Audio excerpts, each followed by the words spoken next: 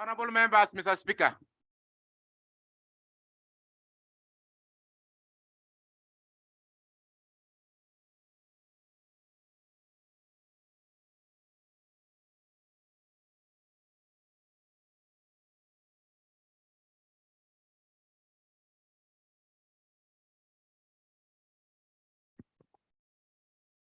Prayers. Almighty God, we in His and grace of goodness have appointed so leaders and parliaments for the welfare state and just government of humanity. We beseech you to look upon with the abundant favor these your servants, whom have been pleased God perform such important trust in this land. Let your blessings descend upon you assembled and granted the may as in your presence. Treat and consider all matters that accommodate their deliberation is so just and faithful manner promote your honor and glory and to advance the good of those whose interests you have committed to your church. Amen.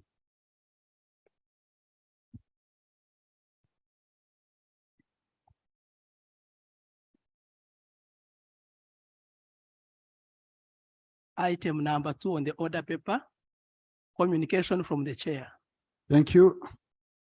Honorable colleagues.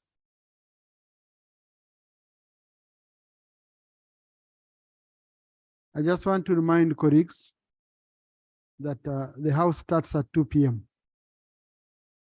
We don't have any other time we use or any other time scheduled, apart from when I communicate officially that the house is going to be ready by 1 hour. And the speaker does not come in to wait for members to enter, especially Honorable Government Chief Whip, the ministers. And as you can see, I have capable ministers who have filled up the front, the ministers in waiting have started filling up the front bench. But also usually I don't want to bother you alone, because I've ever been in that position. I know what it means to carry someone's burden when they should be here to respond to their issues. Because what we usually do, honorable colleagues, when you bring issues of national importance, and that's why we insist that you send them to us in advance. The aim is for me, for my office, to be able to communicate them to the ministers responsible through the government chief whip, so that the ministers can be here in time and answer. What that helps, it helps in a way that we don't clog the order paper. Usually we sort out the issues here and there, not asking for statements and statements and statements. You find we run a parliament of, of statements. And yet we have very crucial business from members, from government to handle. We have committee reports to handle, but when members raise their issues, they also want them answered, as if the speaker is not giving space, but it's because there are so many. So, Honorable Government Chief Whip, please register my displeasure, which I believe is the displeasure of this House, that bad manners have resumed, whereby ministers are not taking this House seriously, and yet they are members of Parliament. If this continues, then I'll be forced to really ask the committee on rules to summon these ministers to remind them they are members of Parliament. If you don't want to be here as a minister, be here as a member of Parliament. Okay? Because even the chief whip has work to do, Honorable Minister for Health has work to do. The Prime Minister called me herself to tell me she's still in Chankwanzi on duty. I've just finished a meeting with the Minister for Finance. So we agreed he rushes to eat something and comes back here. So in short, colleagues, I've tried to make all these statements waiting that some can come and answer your issues, but it seems they are not coming. So the government chief whip will have to carry the burden of answering, and we want answers, not postponements. Okay, so let's, yeah. Under what point? procedural matter, order, Speaker. Mr. Speaker, you are the one, the custodian of this house, and the rules are very clear that the front rows are for ministers. Whenever you are making any change, it is made official in the house. The two members are known as full backup benchers. However, there's a minister here who is also on phone in the house. She doesn't know where she's supposed to sit. So, right now, Speaker, is it in order for a backup bencher to masquerade as a minister in this house, well knowing that the front row is made for ministers and the chief government whip is there? Right now, Speaker, I beg for indulgence. Otherwise, I'm worried that the honorable minister may not be aware of her portfolio and she can seek for redress from the appointing authority. Thank you, Honorable Speaker. I think Honorable colleague number one, it seems the two colleagues, they abhor virtue. You know, in fact, I mean, it's embarrassing what is here. I don't know which kind of words I can use, but this is embarrassing. Okay, this is embarrassing. And I think it's a matter we shall again raise with the appointing authority. We know whether ministers are supposed to come here or they are not. If they are not, then we give up. For Honorable Margaret Mhanga, the Honorable Margaret Mhanga has a medical condition which requires her to sit, not sit in a seat of that kind, very firm, with a firm back, you know, and it's a condition which most of us know, and we've been praying for her to heal. So we continue praying for her to heal. So it's really, for her, you need to withdraw. Thank you, Honorable Speaker. Although I've been seeing her running somewhere, moving very fast, but since you have told us, I will go with your statement, Honorable Speaker. But I know she has been good at running, and even when she was coming in, she was moving very steadily. But we agree with that. Since we have learned it, we accept in good faith. Thank you, Honorable Speaker. Thank you. Yes, colleagues, I'm about to go to matters of national importance, so I wouldn't. Let me allow Honorable Chibadia, we conclude on that. Thank you, Right Honorable Speaker. Right Honorable Speaker, the cry of ministers not being in time has become a disease of this parliament. Right Honorable Speaker, when you are preparing to come to house, you spend around an hour to 30 minutes preparing the order paper and what you have to take the house through.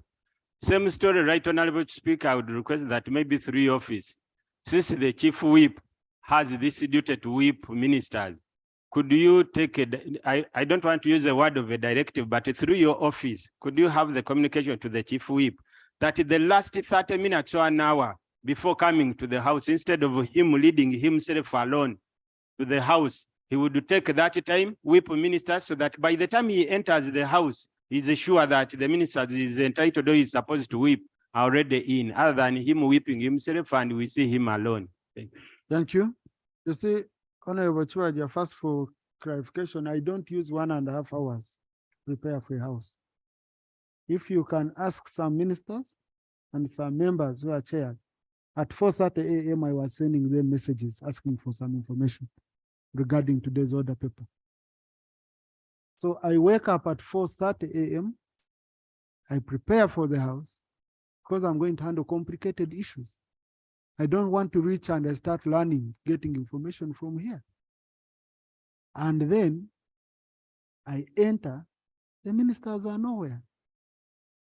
And yet I'm here to conduct government business. You know, so I really agree with you. But I also know I've ever been a chief whip. You remember when General Moses Ari rose up here on the floor and said, Right Honorable Speaker, these are old people. What do you want me to do? They know why they were elected. They know why they were appointed. And why they are facilitated. So really, I don't want to put the government chief whip in a corner, but government chief whip, I don't know whether you want to comment on this issue.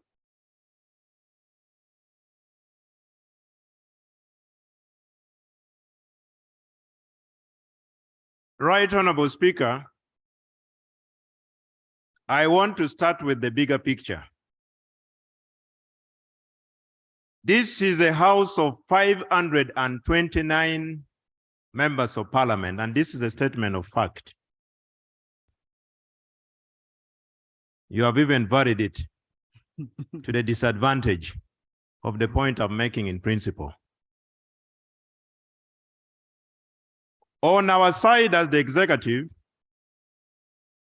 Right Honorable, you are aware, because you have been in the same place, you are on record as the 6th government chief whip, and these challenges are still persisting. Normally, the office of the government chief whip calls each and every minister on the order paper. That one is our standard practice. Secondly, we share, that is notification, in the cabinet forum, the order paper in advance, for us to prepare.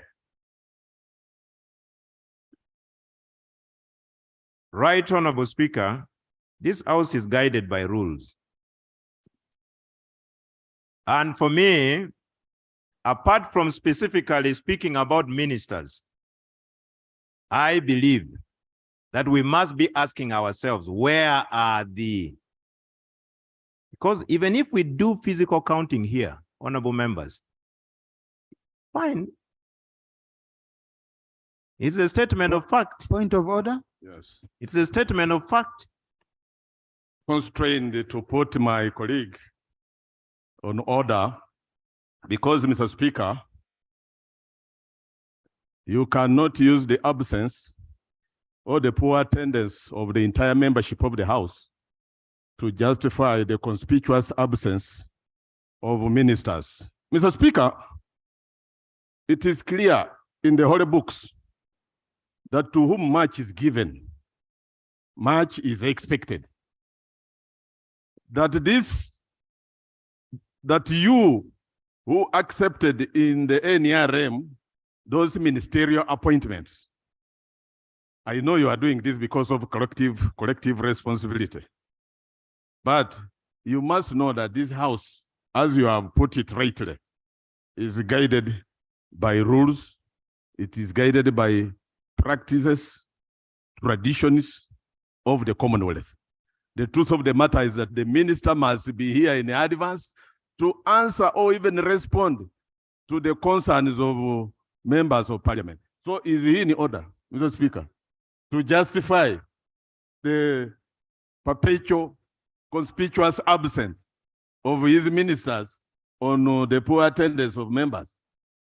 Colleagues, you see, I remember when we were young and we could go for a dance. And then you ask a certain beautiful lady for a dance and she refuses. The next question would be, but you danced with Chris, why not me? So you use Chris to justify your case. Now Chief Whip is using members to justify the absence of ministers. I think Chief Whip, you can handle your case properly. Okay, you can handle your case. This is not a matter of who is wrong or who is right. We are supposed to be here. But for ministers, specifically Rule 50, specifically Rule 50 of our Rules of Procedure says you should be here. And you see, you made a rota. Ministries brought a rota. Okay, I think what we are going to do, crack, we are going to be getting the rota for that day. When I reach here, I start calling. I say, you submitted the rota as a ministry. On this day, the honorable so and so, you're the one who is supposed to be here. Because we agreed, we have many ministers in the ministries and work must go on. So I know like on a Thursday for Ministry of Roads, it's General Katumba Wamara who has to be here. So tomorrow I expect him here. Okay, so something like that. But what is very important, Honorable Chief Whip and the honorable colleagues, talk to your colleagues.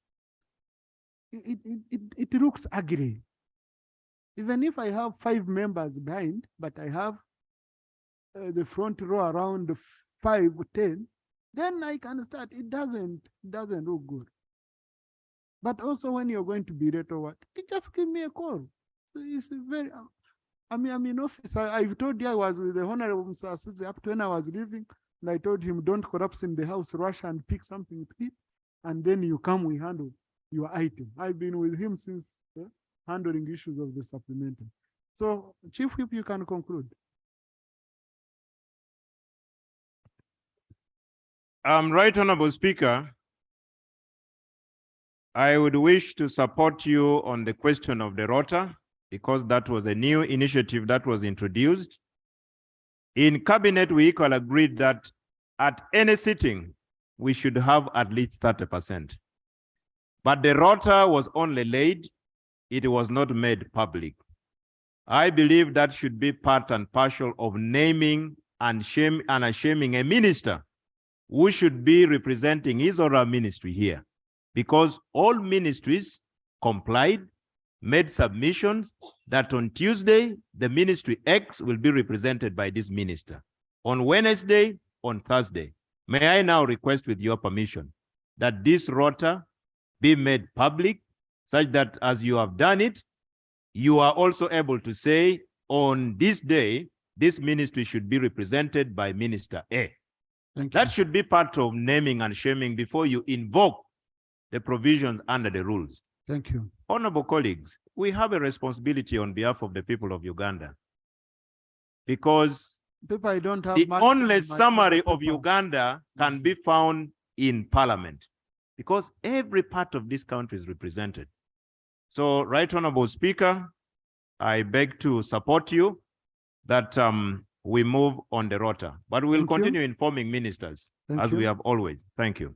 So now, Chief Whip, please compile that rota properly, update it, exchange with the minister, they reconfirm it, and then you share it, and then we shall upload it on our system. The other question is, Parliament starts at 2 p.m. Parliament does not start at 2:30, at 2:10, it starts at 2 p.m. In fact, I would have, I was late by around 3-4 minutes because I was seated in my waiting lounge trying to see if I can have a minister. Until when I saw 2 people volunteering to be ministers, I said, maybe they have been temporarily. Then I moved in. Anyway, let's move on. Matters of national importance, colleagues. And we are going to do quick. Honorable Secretary, just take your time. I know your issue. I know your issue. If you speak on this one, I will not allow you on the other issue. No, please. Honorable Mwijuche, when the speaker guides you, because I will not allow you to speak twice, and the other one is for the constituency, and yet I want to allow you on that. Thank you so much, Right Honorable Speaker. Right Honorable Speaker, I stand on a matter of national importance. Right Honorable Speaker, this is in regard to lack of essential medicines and health supplies, and of course, basic kits for our health centers and facilities. Right Honorable Speaker, the last time we received these supplies in the West District was in October 2022. If you go to our health centers now, you only find ARVs and TBs and vaccines only, and these are from donors. Consequently, Right Honorable Speaker, the health facilities are closing. This has also increased referrals to regional referral hospitals, which creates congestion and a burden of cases that would have been handled in the lower facilities. Right Honorable Speaker, we cannot take people's health for granted. There is no any other case we can handle that is tantamount to people's health. And therefore, I would request, Right Honorable Speaker, that we get health supplies of essential medicines in our district. I am sure that even other districts, the health centers are in the same situation. We can talk about roads, we can talk about any other services, but health is first. Conclude. Health is wealth. Right Honorable Speaker, I request you to direct the Minister of Health, who is here, to tell us when Buweju will get this surprise. Thank you. Honorable Minister? Colleagues, I don't need to direct. This is public service. Thank you very much, Honorable Mwijuke, for raising this matter of national importance. I thank you because we had even met about it, and here we are. But the problem we are getting, Right Honorable Speaker, is stockouts in our health facilities because they are overwhelmed by the numbers. The numbers are really too many in our health facilities because a lot of our people cannot afford private. The second issue is funding. We have a lot of funding gaps. And I'm sure if there are members here on the Committee of Health, they can actually bear me witness that we've come before that committee so many times requesting that the budget for NMS be increased, both for purchase of essential drugs and also supplies, consumables. Sometimes we run out because we're overwhelmed, and then sometimes we don't have enough funding. Nonetheless, we are still appealing to you, members of parliament, that as we try to do this together with our partners, you also support us so that we can have everybody access cheap healthcare. Thank you. Thank you. I think this is a matter which, because the way the minister has presented it, it would look like as if members of parliament have refused to support. This is an issue which cabinet should give a priority because it's an executive in charge of this. Now for us, we can only come in where cabinet has completely refused or failed, but also they failed to explain the circumstances, the major prevailing situation. So it's very important, colleagues, when you're budgeting, take note of this, and then the priorities. These are very, very critical priorities we need to look at. Honorable, do another question? But Honorable, you continue engaging the members. Thank you, Right Honorable Speaker. For your information, I was the first person to bring my matter before Mwijuki, but he was given my issue. I don't know how you go on. Otherwise, Right Honorable Minister, I have the same problem that in my district, over 70 health facilities are not getting the medical supplies. And it has caused the increasing number of maternal mortalities and morbidities. Even the children in schools are also now at home because they are very sick. The same issue has caused unwanted pregnancies to be on a high increase because the family planning methods are also not supplied. So it has affected the teenagers. We are having increased numbers of teenage pregnancies, and even these married women cannot even space their children for 7 months now. Most of them are pregnant. Thank you so much. I beg to submit. Yes. Colleagues, on matters of national importance, we don't take information. Okay? I want to keep repeating it very clearly. But number two, Honorable Christine, you don't exclusively own problems in your constituency. There are problems which are shared. In fact, you should be happy when they are cross-cutting, in that now you fight from many fronts. Okay? So I think the answer previously given by the minister applies to this one also. And it's an issue I hope we are taking note seriously. Honorable Kamuntu Moses. Thank you so much, Right Honorable Speaker. I raise on the matter of national importance regarding giving Uganda district a hard-to-reach status. Honorable members, Uganda district is found in southwestern Uganda, approximately 450 kilometers from Kampala. Naturally, our terrain is harsh, surrounded with steep hills, forests, and lakes. And Right Honorable Speaker, it is very hard for our teachers, nurses to move around the district because of the terrain.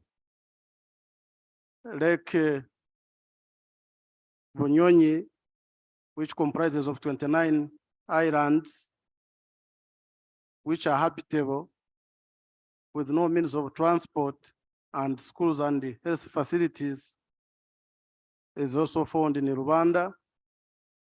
And naturally, Bugindi covers almost half of Rwanda district, and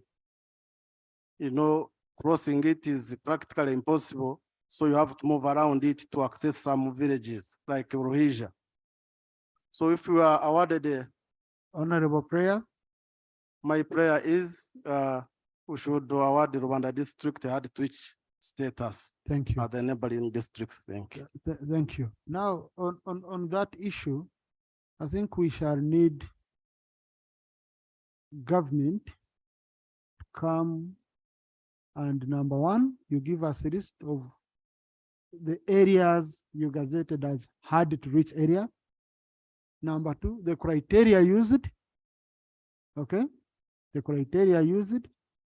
And if there is any proposed review, because if you declare hard to reach area, what affirmative action are you doing for that area now to be made easy to reach?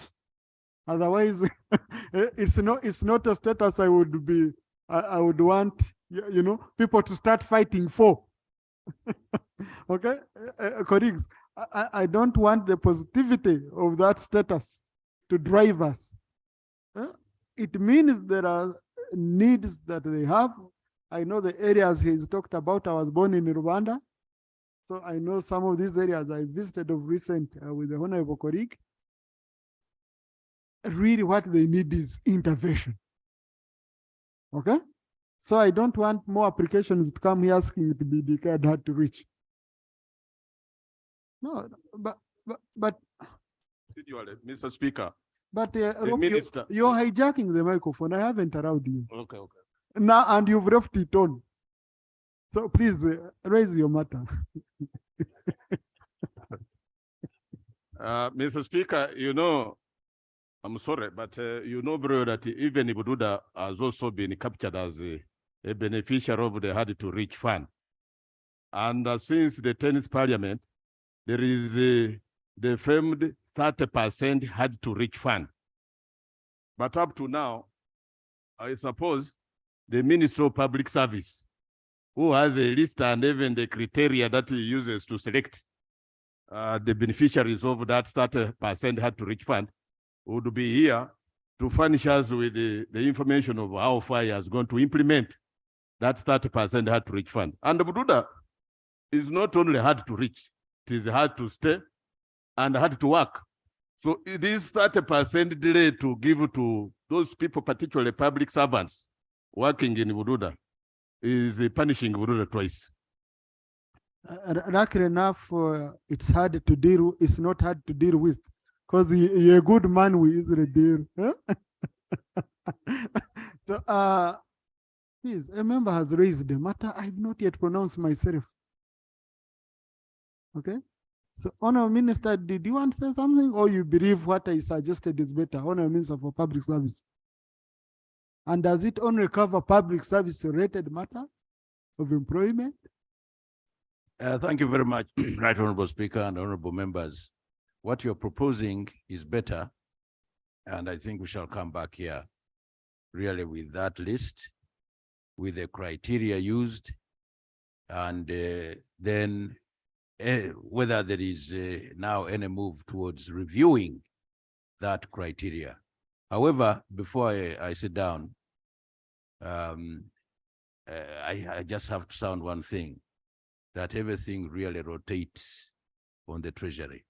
So the Treasury should be prepared really to grant the money that is required to effect the hard to reach policy, hard to reach and hard to stay. Thank you, Honorable Minister. Our colleagues in the public gallery this afternoon, we have students and teachers of Parenting Uganda Mbarara campus from Bara District, represented by Honorable Robert Mwesi Rukari, Honorable Mwine Mpaka Ramirama, and Honorable Rita Atkwasa. They have come to observe proceedings of this house. Please join me in welcoming them. You can stand up for recognition. Thank you. Also in the public gallery this afternoon, we have students and teachers of Top Times High School from Busiro County East Constituency, Wakiso District. They are represented in Parliament by Honorable Rubega Medad Segona and Honorable Narima Betty. They've come to observe proceedings of this house. Please join me in welcoming them. Can they stand up? Thank you.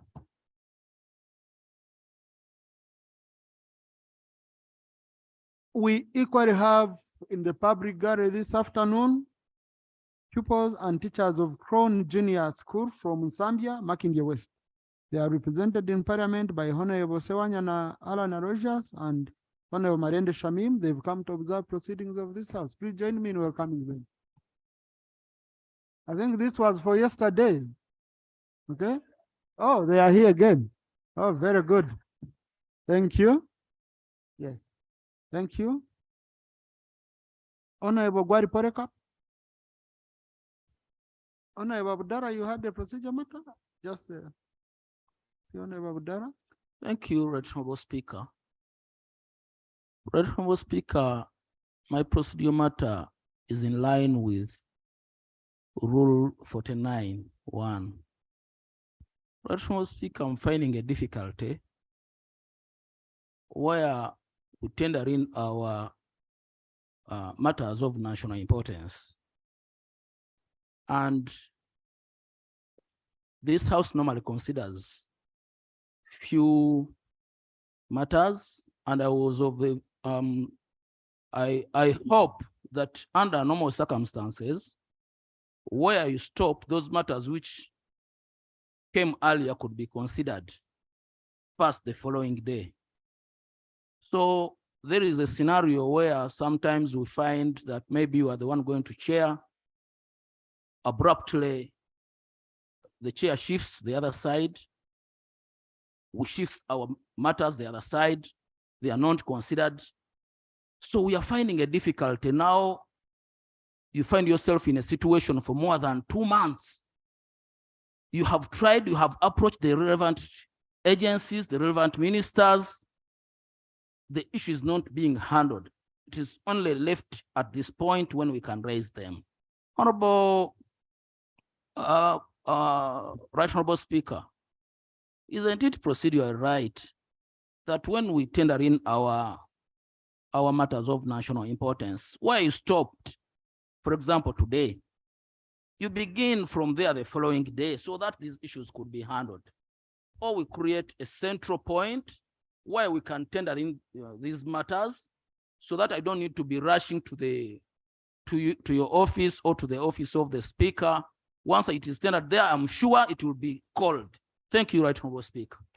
Thank you. Honorable colleagues, you see, I've been singing it here. The issues you consider as matters of national importance and the questions you're complaining about, they are asked out of my volition because they are part of my communication. They are not provided for under the rules.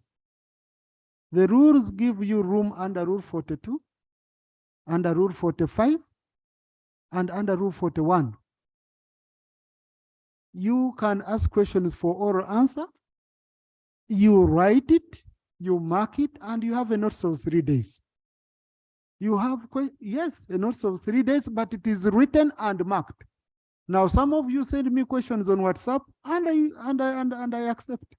Some of you will reach here, you start sending me cheats. You see, yeah, I have a matter, but I have a business. Why it is done that way? It is to create order. We have an order paper to finish. I don't want us from 2 to 4 p.m. to have finished 2 items, and that is prayers and communication from the chair. So if you're dissatisfied with what I consider to be urgent matters and how I'm handling, then I'm going to remove it completely. Then we go to Rule 42 and Rule 45 and Rule 41. where the questions are clearly provided for in the rules. Okay, so Honorable Abdallah, I saw your question, and your question, I received it today. Okay, listen, I received your question today, and I told my people to mark it for tomorrow, because I had already exceeded the number of questions which I marked. Okay, yeah. So matters of national importance, I'm using, is my communication by the which you're praying in. So you better treat me well. No, colleagues, let's just move quickly. Honorable Gwari Poreka. Thank you very much. Honorable Tinkasime procedure. Let Honorable Tinkasime raise procedure, then Honorable Chris. I want to thank you so much, Right Honorable Speaker, for giving me this latitude to address you on this matter. Right Honorable Speaker, whereas you have ruled that it is within your prerogative to allow matters of national importance, in our previous practice, we would just come to the office of the speaker, they record, and you come on the floor of the house and raise the matter. Now, the practice has changed. We write. We write. Like last week, I wrote, because when you have a number of issues, you have the opportunity to write to the speaker about them, you write all of them. I wrote 2 issues where I was given the opportunity to raise one, and the other second one, which I think is equally very important, remained unattended to. It is on the record in the office of the speaker. I was wondering how I am going to raise this matter, which I put to the attention of the speaker. And if you give me the latitude, Right Honorable Speaker, I will jump on the opportunity, Right Honorable Speaker, to raise the matter. Kind of raise your matter. Much obliged. Much obliged, Right Honorable Speaker. Honorable Speaker, last week.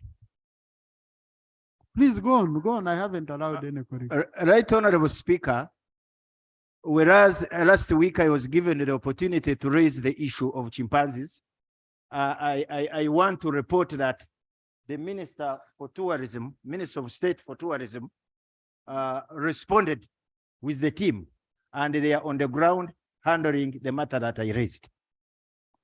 The matter I did not raise concerns land grabbers in my constituency.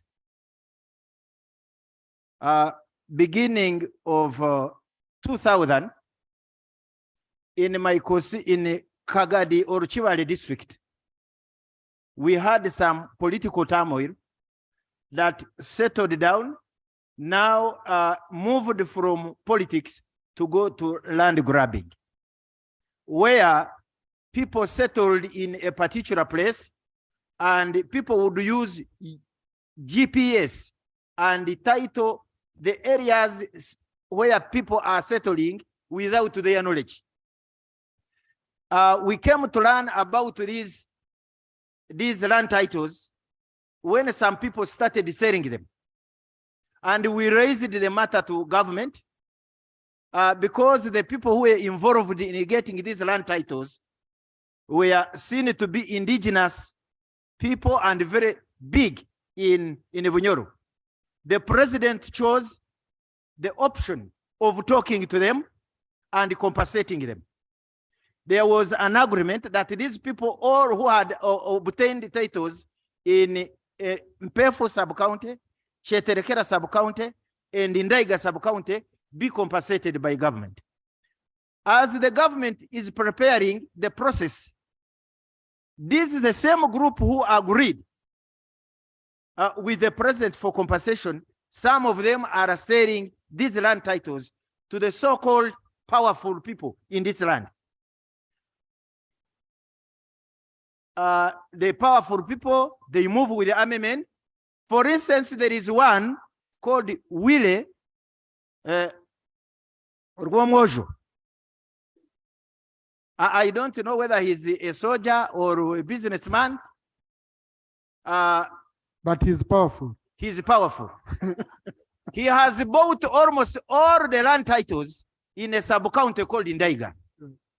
Ndaiga, if ordinarily the settlement is like a town because it is on water, like Albert. So he's fencing off. I will conclude. Fencing off landing sites under the help of the army and the police. And even at the district level, he's being helped by the RDC.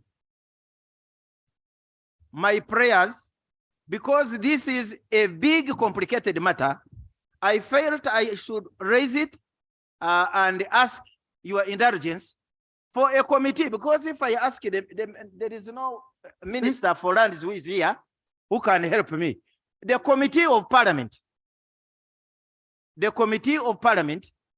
to take up this matter and investigate and find out who are these powerful people who are causing trouble to the people that I represent in this house. Thank you. Thank you. Thank you very much, Right Honorable Speaker. Thank you. Honorable colleague, I just want to first clarify on the issue of the practice which has been there. Yes, we've maintained the practice. But now, when I was a backbencher there, I remember we could have questions here and no one would be ready to answer. Everyone is saying, tomorrow, give me 2 weeks, give me how long? So we introduced a practice of saying, when you're bringing a matter, give us some details. It can be verbal, it can be written, but you give us details so that we are able by around midday, by around 1, to communicate to the minister from whom you expect an answer, who might also need to consult technical people, consult people on ground, so that they give you an answer that makes sense. Otherwise, when you have weak answers, you find dissatisfaction from members. Then also you find sometimes ministers are forced to say, I return next week, I return after 2 weeks, and we croak the order paper. That's why we use that method. Number 2, sometimes you write and we don't consider all of them because in a day I receive around 30 issues of national importance. So some I refer to the Prime Minister, some I call the ministers and the ministers handle, some we bring here on the floor. So that's trying to manage the situation. But on the matter you've raised from your prayer, I think it would have been easier for me if you had done a petition, I would refer it to the committee. But since it's also a very, very critical matter, I will request the Minister for Lands, to go on ground. And she has been moving on ground, to go on ground to link up with the MP. She goes on ground, and in 2 weeks' time, they report back to the House. Now, why I cannot send out a committee at this stage, we are processing ministerial policy statements, and I would need to send the sectoral committee for physical infrastructure. So we would end up interfering with the budgeting process. So let's use that method. When the minister brings the statement here, we shall discuss it, and when you're not satisfied, then we can involve the committee and other mechanisms. Honorable Diomons, you had wanted to say something on this? Thank you very much, Right Honorable Speaker. In addition to raising matters of national importance on the floor, I just wanted to appeal to our colleagues that we should find it easy to also approach the relevant ministers, because just hold on, because I don't want to believe that any minister would ignore a member of parliament. Because the standing, Right Honorable Speaker, the standing instruction, Right Honorable Speaker, the standing instruction that we have is that we should prioritize members of parliament when there is an issue, especially urgent issues which must be fixed.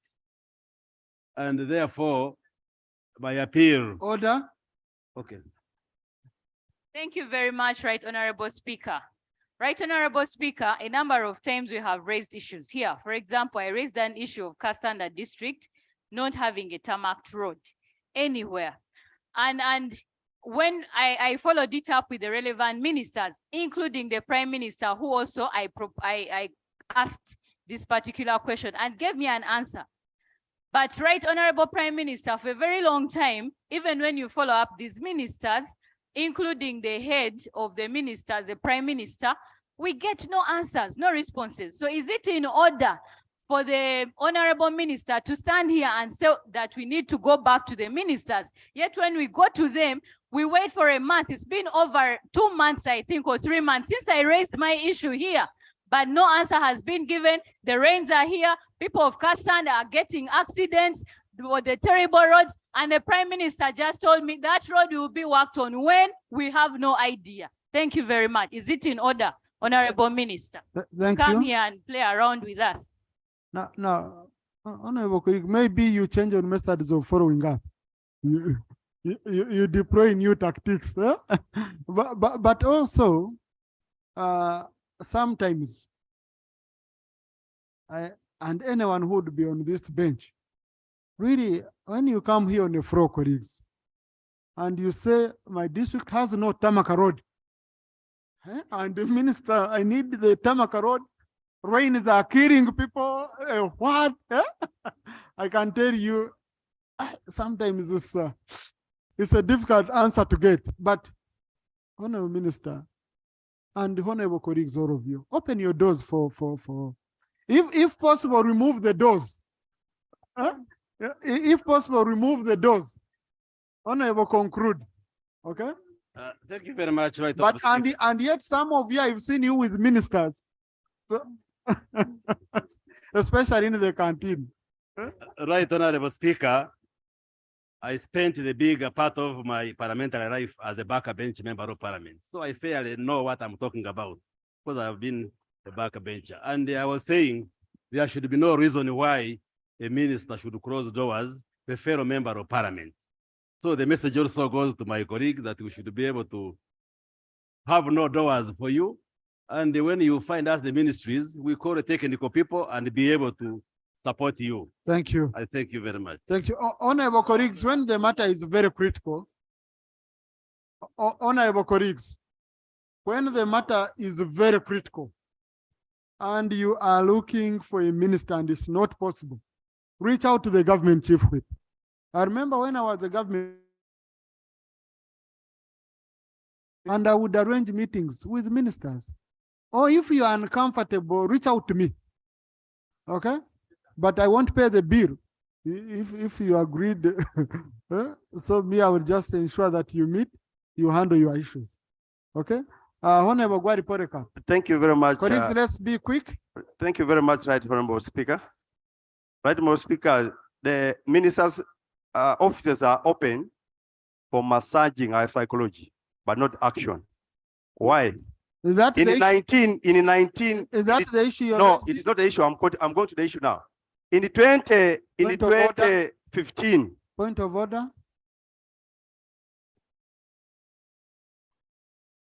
Right Honorable Speaker and colleagues, I do understand that our colleagues have concerns about how we operate. But one, it is wrong to make blanket accusations. And two, we have, when you say officers of ministers are there for massaging, and you are in essence imputing that we do not know the use or the purpose of the offices we hold. I humbly request, as the Right Honorable Speaker makes a ruling on this, that the honorable member withdraws it and it is expunged from the record of Parliament. Thank you. Right. Please, Honorable, please take your seat. There is a point of order on you. Honorable, I gave you permission to raise the you had raised. You had registered in my office. You will decide to use your time for other things. Honorable Komakech.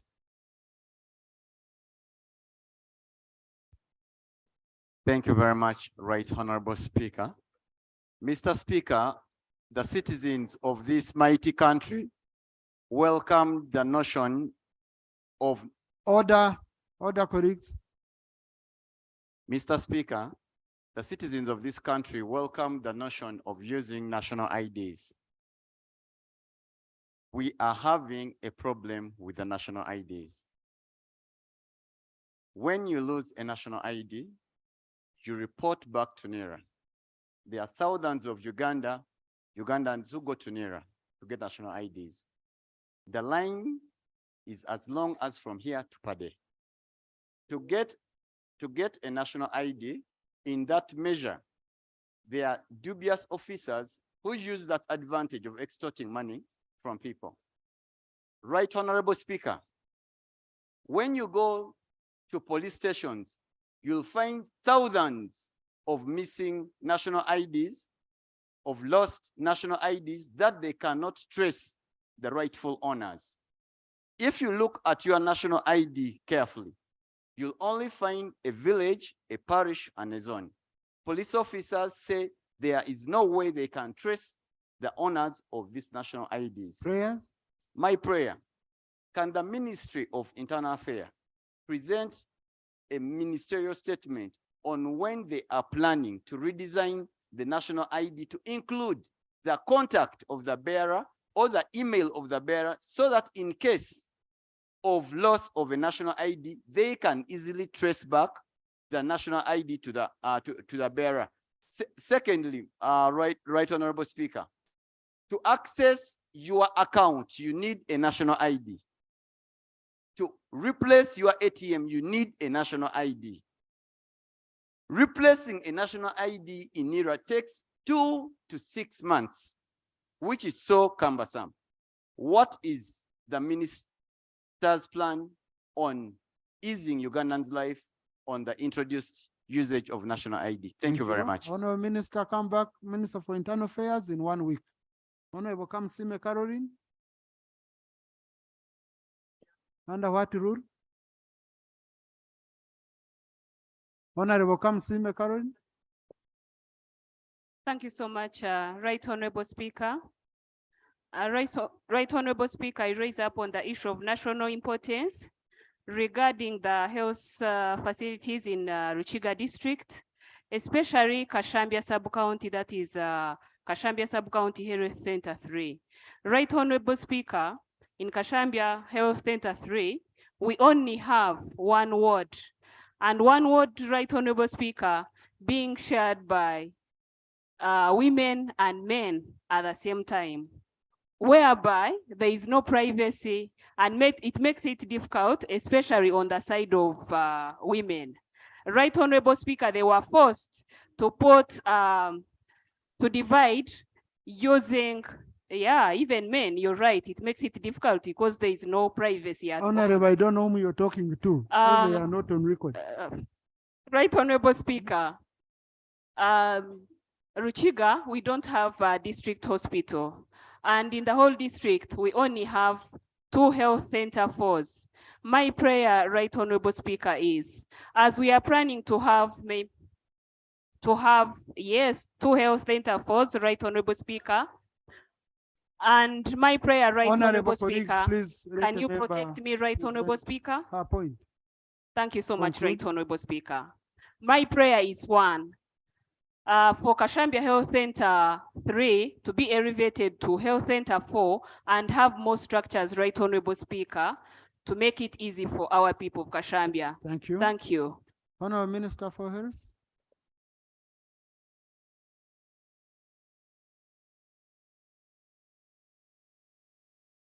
Thank you very much, Right Honorable Speaker, and the Honorable Catherine, for raising this very important issue of our health. However, getting a district hospital has criteria. The first criterion I'll give you is that you must be 500,000 people in that district. The second is there are no nearby health centers like a national referral hospital or a bigger hospital anyway. So therefore, Ministry of Health would like to have a district hospital everywhere. But many of the districts we have formed as parliament have a smaller population. And I can tell you, there's a district, I think, called Kalaki, which doesn't have even a health center for. So whenever we get funds, whenever the funds are available, we'll be in your district to assess whether you really have 500,000 people in Ruchiga district, and then we can look at options of giving you a district hospital. I thank you. Thank you. Honorable Minister, you also assess Mitoma, we don't have a district hospital. So I'll be, just assess. Most obliged, Honorable Speaker. Thank you. Colleagues, first allow me, I finish here. Honorable Matia, we don't have anyone on the floor. And clarification can only go to a member on the floor. And he or she is the one who can allow you, not me. Honorable Samuel Pio. Right Honorable Speaker, the matter of national importance that you wanted to raise is in regard to the raid last night in Otuhe district. And I want to beg your indulgence, Right Honorable Speaker, that to allow the woman MP for Otuhe district to raise the matter, because Honorable Susan Abeja.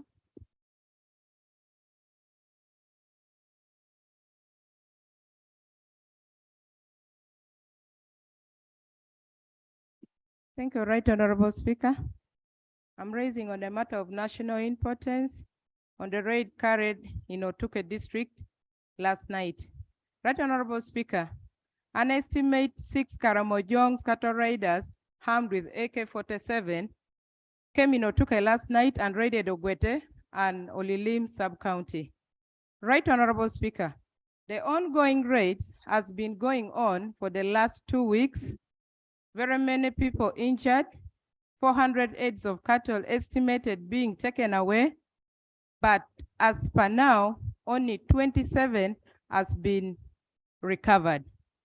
Right Honorable Speaker, these Karamojongs, they are really Karamojongs, not even only raiders, but the Karamojongs who are thieves. They are causing problem to the government. Attorney General is seated there, Right Honorable Speaker. He's supposed to compensate for the last raids that has been taking place, but he has not yet even completed. Again, these same people are adding more problems to the Attorney General. You come to the Ministry of Finance, they say money is not there to compensate our people. For that, Right Honorable Speaker, my prayers. 1, let the government provide transport to the UPDF soldiers who are there to enable them respond during the attack. 2, let the government improve on the security roads, because these people, when they take off with our cows, it is hard to follow them. 3, our ex-soldiers who are there on the ground, they know all the corners where these people pass it through. Voices from our districts, the neighboring districts of Aleptong, Otuke, and other districts, they are saying they should recruit these ex-soldiers and support these other soldiers. 4, the Minister of Defense is supposed to visit the site and see these corridors by himself in company with, mark me very right, Honorable Speaker, the former Minister of Defense, State, Okelingola. He tried to handle these people. 2, the Minister of Internal Affairs, him being the general, because the state minister, I know of him right now.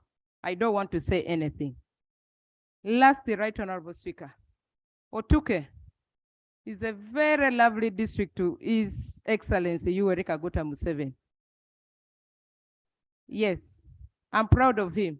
He helped us during COIN, this side of Okwang. So this other side of Otuke East, we also need this intervention. Thank you, Right Honorable Speaker. Thank He's you. a nice man. No, but she's already off. Yes, Honorable Minister. Thank you very much. Right Honorable Speaker, I want to thank the member for raising the issue. One, I'm committing that as Minister of Defense, together with the members of parliament from Otuke, next week we shall be in Otuke to follow up the issue. Two, next week, Honorable Member, I will be with you in Otuke to follow up the issue. Then two, Right Honorable Speaker, we have already deployed UPDF on ground. I'm aware that the number might not be enough, but the people already on ground, the army, they are following up the issue. That's why some of the animals raided have been recovered, but they are still in the process of recovering more. The issues of the lost animals that are normally raided by this Karamajong is not only in Otuke district. So almost every day the UPDF is recovering the animals, and those that will be recovered will be returned to you. And three,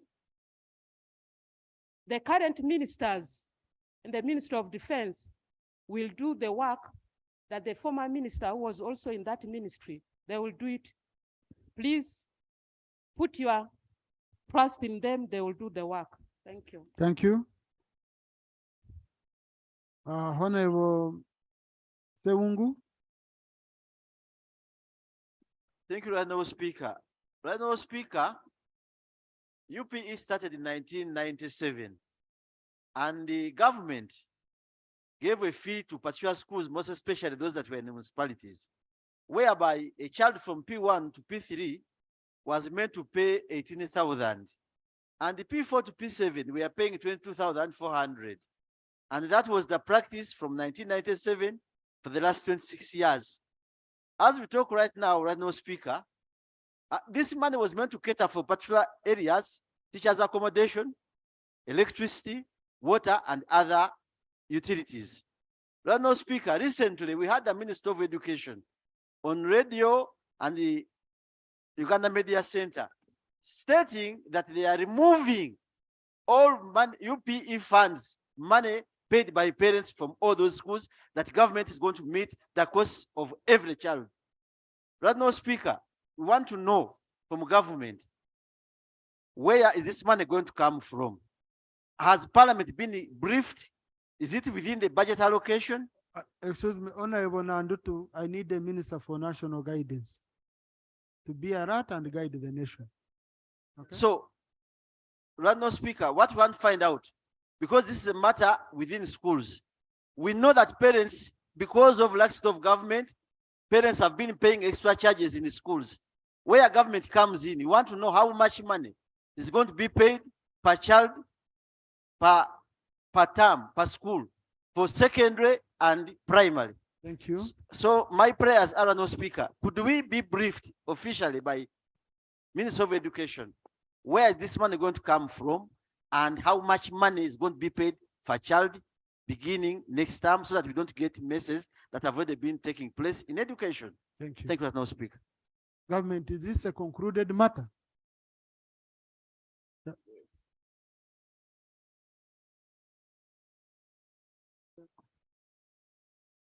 No, they all sit in cabinet, so. Right Honorable Speaker, in the absence of a representative of the Ministry of Education and Sports, this issue is not yet concluded. The Ministry of Education and Sports came to Cabinet, and it is a matter which we are yet to give a final position as Cabinet. Then the ministry will be granted the latitude to come public with the final decision of Cabinet. I beg to submit. Is there? He has accepted. I want to give him first-hand information. This was confirmed by the Minister of Education at Media Center, that no more paying of fees by children in schools. So if you are not well informed, I'm ready to give you information, including the government paper, New Vision, which ran the story. Deputy Attorney General wants to volunteer some information. Right Honorable Speaker, I've listened to my senior colleagues' concern. When a matter goes to cabinet, cabinet is the policy organ. And if it is passed, then it will be embedded in the budget. There's no reason for you to preemptively be worried until this matter comes here in a budget and it is discussed. Colleagues, please. Minister, on Wednesday next week, Minister for Education, update the House on the matter. Because I'm seeing, information, clarification. Colleagues, I have business. I have an order paper to handle today. Right, Honorable Speaker, for the benefit of Honorable Seungu and the other members, like the government chief whip has communicated, this matter was debated in cabinet. And the issue is that in 1997, UPE and then USE were initiated with the view that it would be free and compulsory primary and secondary education. But for various reasons along the way, parents have been paying fees.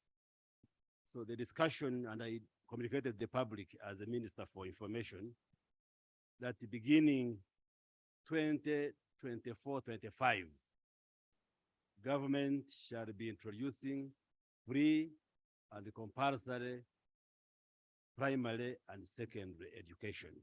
So it will be for the other financial year. But when time comes, we shall come officially to the House and make that presentation through the Ministry of Education and Sports. Thank you. So just wanted to do. Colleagues, let the Committee on Education follow up on this matter now with this very clear, because you see, no, please, Honorable Seungu, please. You're a member of the Education Committee. So even in the Education Committee, you can raise these issues. Okay?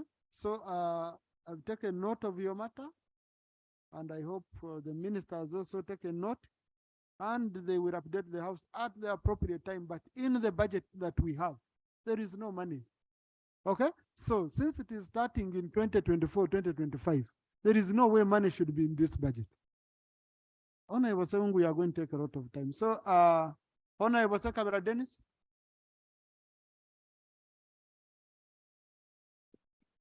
Thank you so much, Mr. Speaker. Mr. Speaker, on the 3rd day of April 2023, in my constituency, Katikamu North, we had heavy rainpour. To be specific, in Lusenke village, and 13 roofs were put down and gardens were destroyed. I therefore want to pray that the line minister comes in to help these people because they have not been helped. Mr. Speaker, since I've only used 1 minute of my allocated time, may it please you to give the remaining 2 minutes to my colleague, Honorable Gwali Polycarp, to perform his constitutional duty, because it is too challenging to challenge the ruling that you gave, yet he had a very pertinent issue. Thank you so much. Thank you. Now, the time he would have used, you used it to explain. Thank you very much. Please, Honorable, take your seat. That's not how we conduct business in Parliament. Yeah. Parliament is not like a cigarette in a village where you smoke and you pass on to your colleague, also have a puff. That's not how we do business in Parliament. That's what we call mpande seho in our language. You puff, then you pass on, also put a puff. No, that's not how we do it. Okay. A bit. Honorable Mugema Peter. Then procedure. Thank you, Right Honorable Speaker. Right Honorable Speaker, yesterday I had unprofessional conduct of the immigration officers at the airport. It so happens that I was at home in the wee hours of the night. Then 6 of my voters had called me that they had come back to Uganda, but they had denied them entry just because they are using the odd passports. But these are people who have been doing odd jobs in UAE countries, Saudi Arabia, Jordan. And here happens a situation that most of them, when they are being employed, they normally confiscate their passports. Had I not consult one of the big people like Honorable think Casimiro was saying that some of the big shots in the government, these people are being denied the entry. I thought you were saying Now- Tinka is big. Now, my prayer is one, when does one cease to be a Ugandan, much as I'm coming back with that old passport, but yet when I went, it was almost what? It was functioning. Secondly, we are most likely to witness very many dead bodies of very many Ugandans who are working in those United Arab countries, because most of them, when they are coming back, they are given back their passports and they would be told at the entry that they are no longer viable. So they totally cease to be Ugandans. Attorney General guide us, because we are going to have to see very many scenarios of that nature. Are they not to be so crucial and influential somewhere? These people are not going to enter in Uganda. Thank you. So I divide- Yeah, a government, Attorney General wanted to answer this issue. Right, Honorable Speaker. One, I'm happy to note that Panado is a big man, is influential. My understanding is this: when a passport is issued, it is given a timeline. As long as that passport is valid and not expired, there is no reason why a Ugandan should be stopped. So whatever was done was out of the law, and we shall go out of our way to correct it and make sure it does not happen again. Thank you. Honorable Polycarp Ogwari. Thank you very much, Right Honorable Speaker. Right Honorable Speaker, in 2015, Agule County got a chance of electricity through rural electrification. In 2017, 2 transformers blew off from trading centers of Nyakoi and Omuroka. In 2019, another transformer blew off from a trading center called Akisim. In 2022, another transformer blew off from the trading center called Kameke. Right Honorable Speaker, as we talk right now, many of the poles have fallen down. I went to the ministry and met a state minister, and he talked since 2021. And he managed to replace 2 transformers, the last blown off transformers of Akisim and Kameke. Right, Honorable Speaker, as we talk right now, last week, the other area, which is the bigger area, that there are no transformers since 2017, the one pole fell down and hit a child or a youth of 12 years. A child of 12 years. Prayers, Honorable. Right, Honorable Speaker, I just want to interest you on one thing before I put my prayer. Uganda produces 1,346. Honorable prayers. My prayers, Right Honorable Speaker, is that let the ministry act and they put the transformers other than losing our citizens. Thank you very much. Thank you, Honorable Minister for Energy. Please visit the Honorable colleague and address their issues. But I remember we also had a statement because it's cross-cutting in the whole country. So I'll cross-check whether we sorted out. There should be even a report from the Committee on Natural Resources. Okay? So I'll link up with the chairperson Natural Resources Committee and the minister, and we ensure this matter. Honorable Chief, we coordinate that. Yeah, we ensure this matter. It's cutting across, it's a general problem. Now, Honorable Sekabira's issue, he needs help, disaster in his area. I don't know, Honorable, whether your cow has written. Mr. Speaker, we have gone through all the procedures. Unfortunately, these catastrophes have happened like 3 times, and each time I've written and there's been no response. And this time I am very sure the iron sheets that have just been returned, since there is a bonus, I can also have a share from that. Thank you. Government Chief Whip, because I know you're under OPM, they need support. Procedure. Oh, Honorable Kaboyo, you wanted to Volunteer information. Minister for Wero. Yes, thank you, Right Honorable Speaker. I have not heard about that issue.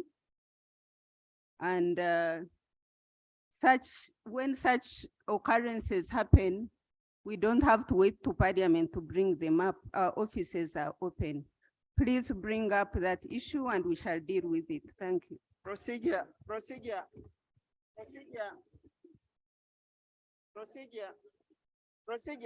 let's ensure that we hear upon our colleagues.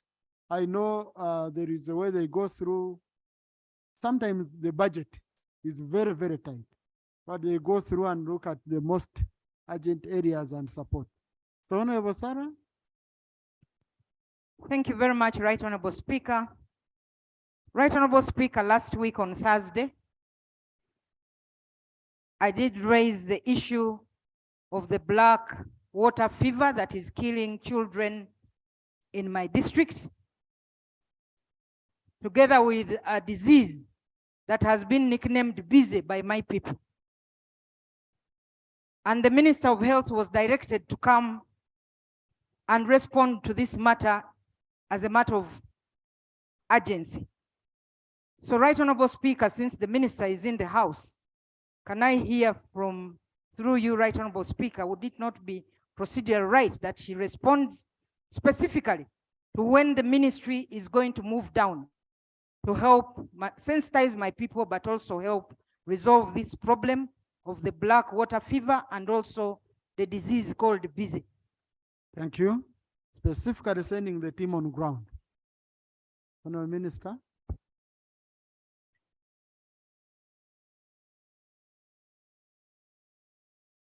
Thank you very much, Honorable Saro Pendi, for the question. I have never heard about busy. What is the disease called? Even Uncle Google doesn't know it. Nonetheless, because I tried to look for that disease she was talking about, busy, but it's not there. Nonetheless, there is a problem really with malaria right now. There's a new mosquito and a new strain of malaria that is really resistant to the known drugs. And I can promise you, Honorable Sarah Opendi, that you know Ministry of Health very well. You worked there for over 7 years. I will get the experts to come and check what exactly. Yeah, it's a complicated malaria that we are having now. The upsurge is real. Many cases, many children are dying. Some of them have been blood transfused because of this malaria, new strain. But we are going to send a team to your district and I will make sure that and then you can take them through where this new strain is. Thank you very much, Right Honorable Speaker. Thank you, Honorable colleague. You see, what a member wants is that you send a team on ground to verify what has been reported. And I think you've ended on a good note. Otherwise, when we don't send a team, no, people just see colleagues where we've reached. Okay? Time is not on our side. Colleagues, I wanted you to see when we become lenient, what happens. From 2 to 3:20, we on still communication from the chair. We can't run Parliament this way. Okay? I just left you today, but I want to inform you, I'll be strictly between 2 and 2:30 handling matters of national importance. Strictly. Beyond 2:30, if we've handled only 1 matter or 2 matters, that's what we shall stop on, and we go on the day's order paper. So let's ensure that we are here by 2. Ministers should be here by 2. We handle issues quickly, and then we move to the agenda. Next item. Item 3 on the order paper, statements by ministers. 3.1. No. Clerk, these items, please jump them for now, because I haven't received them. So I need to go to 4. Item 4 on the order paper, laying of papers. Honorable Minister for Finance.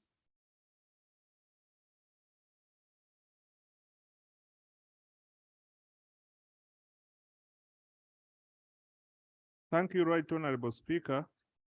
Right Honorable Speaker and honorable colleagues, I beg to lay on the table the proposal to borrow up to special drawing rights 668.6 million, an equivalent of United States dollars 96 million, and a grant of special drawing rights amounting 74.3 million, an equivalent to United States dollars 104 million from the World Bank to finance the investment for industrial transformation and employment project.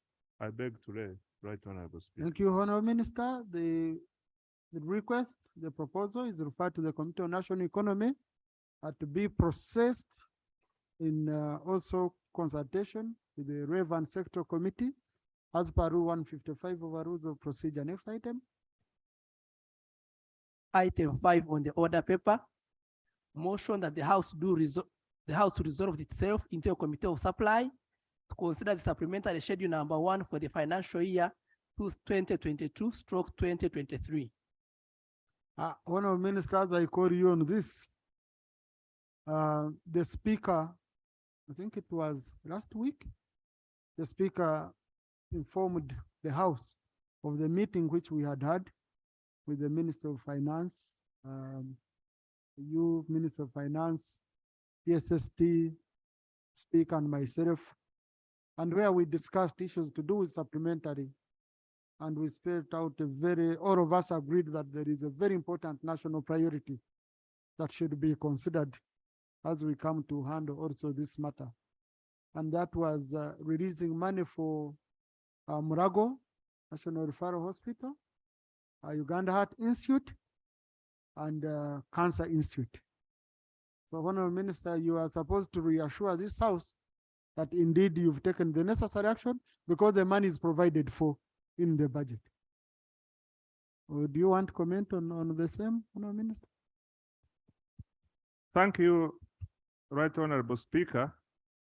Indeed, we have had several consultations with you and other stakeholders about the need to release money for Murago Hospital, Uganda Heart Institute, and the Uganda Cancer Institute, totaling to about 27 billion. And the action we have taken is that we shall release it among the Q4 releases, which we are doing this week. So that's a commitment. Honorable Songo, procedure? Spirit, I think we also give another assurance on the same matter. We raise this matter and it is continuous. A number of teachers were recruited and they have been waiting for deployment for almost a year. Schools have no teachers because districts are complaining they have no wages. And if you carried out interviews on these teachers, why are they being recruited? Even the Committee of Education, I gave them the same issue. That's why do you buy textbooks, you buy teaching materials where there are no teachers going to teach children.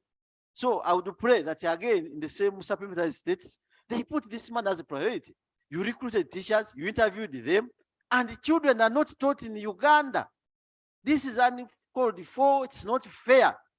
Giving priority to other issues, leaving our children dying. Thank you. Thank you, no speak. Yes, Honorable colleague, now that is appropriate for the debate of the report because there are issues to do with education. And really, because the speaker called the minister and agreed, doesn't mean Seung should also do the same. And said before this item, you must also first address ABC. Seung is still a small person, Honorable. Mr. Speaker, it was with your intelligence. Thank you. Anyway, no, it's a very critical issue, Honorable colleague. Very, very critical issue. And I think when we reach on debate of the report, then it's an issue which the minister will answer at that time. I don't want to open up very many issues at the same time. Honorable Minister, can you move your motion?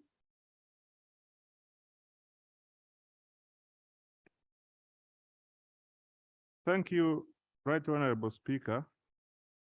I beg to move a motion that the House resolves itself into a committee of supply to consider the supplementary schedule number 1 for financial year 2022-2023 amounting to 2.972 trillion. I beg to move, Right Honorable Speaker. Is the motion seconded? Honorable Samo, Honorable Mara, Chief Whip, Honorable Mamawi, Honorable Komakech, Honorable Mhanga, Obama, Honorable Charity, Muuma, Repair, Okot. Many members, majority of the members have seconded. Honorable Minister, can you speak to your motion?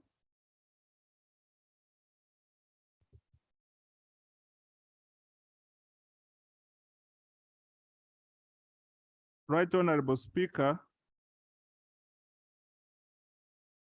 on 22nd of December, I laid before this House the supplementary request, Schedule 1,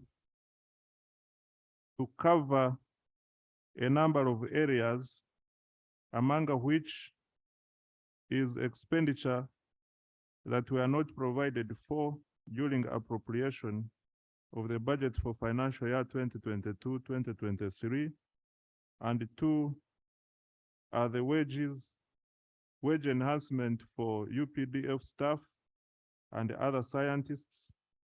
3, the unspent funds, which are mostly external financing from development partners that could not be incorporated at the time of finalizing the budget for financial year 2022-2023, and 4, expenditure on security, and lastly, other government commitments such as ongoing contractual obligations. Mr. Speaker, sir, this motion came into addendums 1, 2, 3, and addendum 4, and all these addendums were referred to the Committee on Budget for scrutiny. And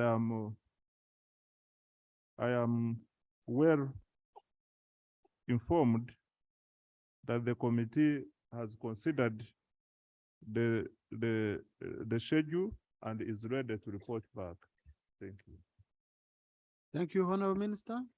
Chair, Budget Committee, can you present your report?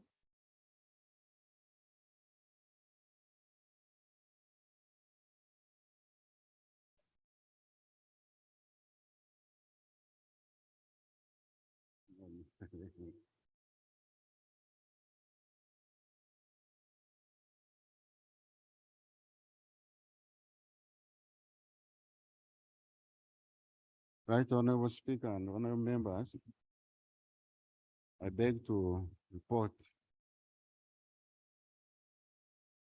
that the Parliament consider supplementary appropriation schedule number 1 and addenda. There are 2 for financial year 2022-23. Before I report, Right Honorable Speaker, I beg to read the following documents.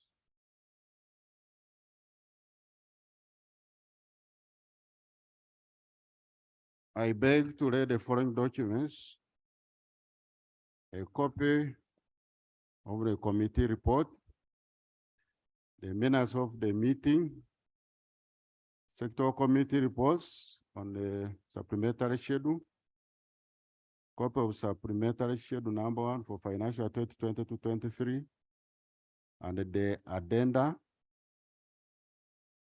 5, the submitted documents from DA during committee. I beg to read.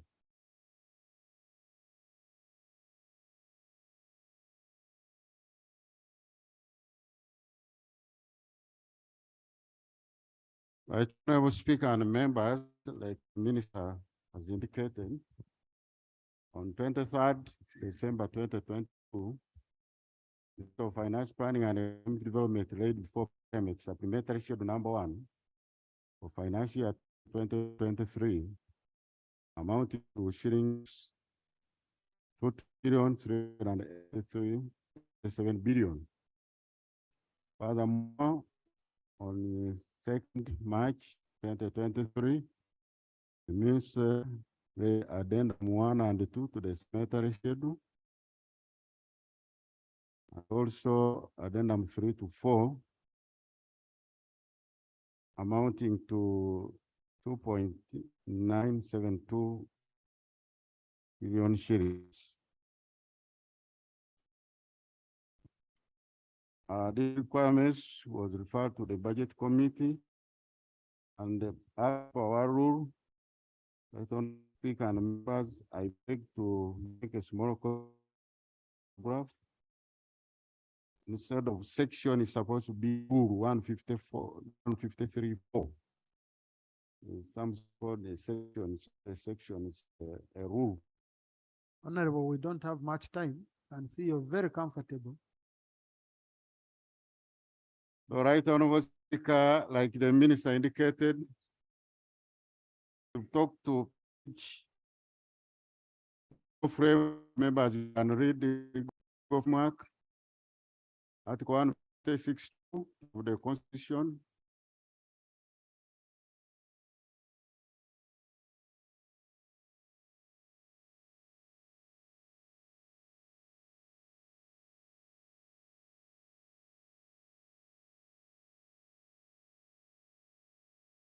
Yet, there is reallocation, local government, domestic revenue, domestic borrowing, non-tax revenue, local government, non-tax revenue, central government, external financing. Those are World Bank, ADB, and the European Union. The amount is indicated. So members, you can read the statement there too. Part 1. Chair, allow me to borrow a second. In the public gallery this afternoon, we have a delegation of leaders and constituents from Kivoga East Constituency, Kivoga District, represented by Honorable Dr. Kefa Kiwanuka and Honorable Kaya Christine Nakimwero. They are here to observe proceedings of this house. Please join me in welcoming them. You can stand up for recognition.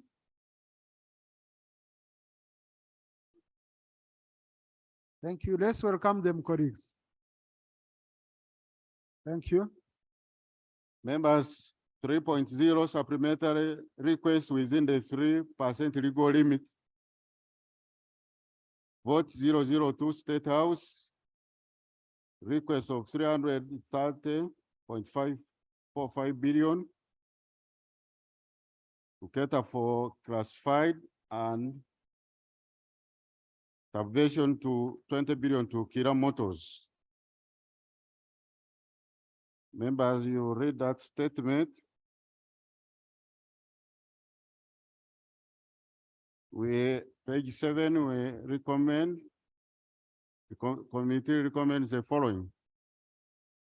1, decline approval of 20 billion for Kira Motors Corporation, since Parliament had appropriated fund within the 77.09 billion for the procurement of parts and material for production of electric buses. B, a value for money audit be undertaken by Office of Auditor General for funds advanced to Kira Motors Corporation for last 3 financial years. 3, approval of 210.545 billion to vote 002 State House for classified expenditure. Vote 003, Office of the Prime Minister, requesting for 1.5 billion to enable Office of the Prime Minister to commence on land preparation for humanitarian base at Namave Mukono District, which was given by Uganda Investment Authority. The committee recommends approval of 1.5 billion shillings to vote 003. Tomorrow correction members is vote 003. Office of Prime Minister for that purpose. Vote 004, Minister of Defense and Veteran Affairs. A request for 90 billion. Colleagues, can we listen to the chair budget committee? 90.39 billion as salary enhancement for UPDF senior officers. The committee recommends approval of 90 billion, 90.13 to vote 004 for salary enhancement to UPDF senior officers.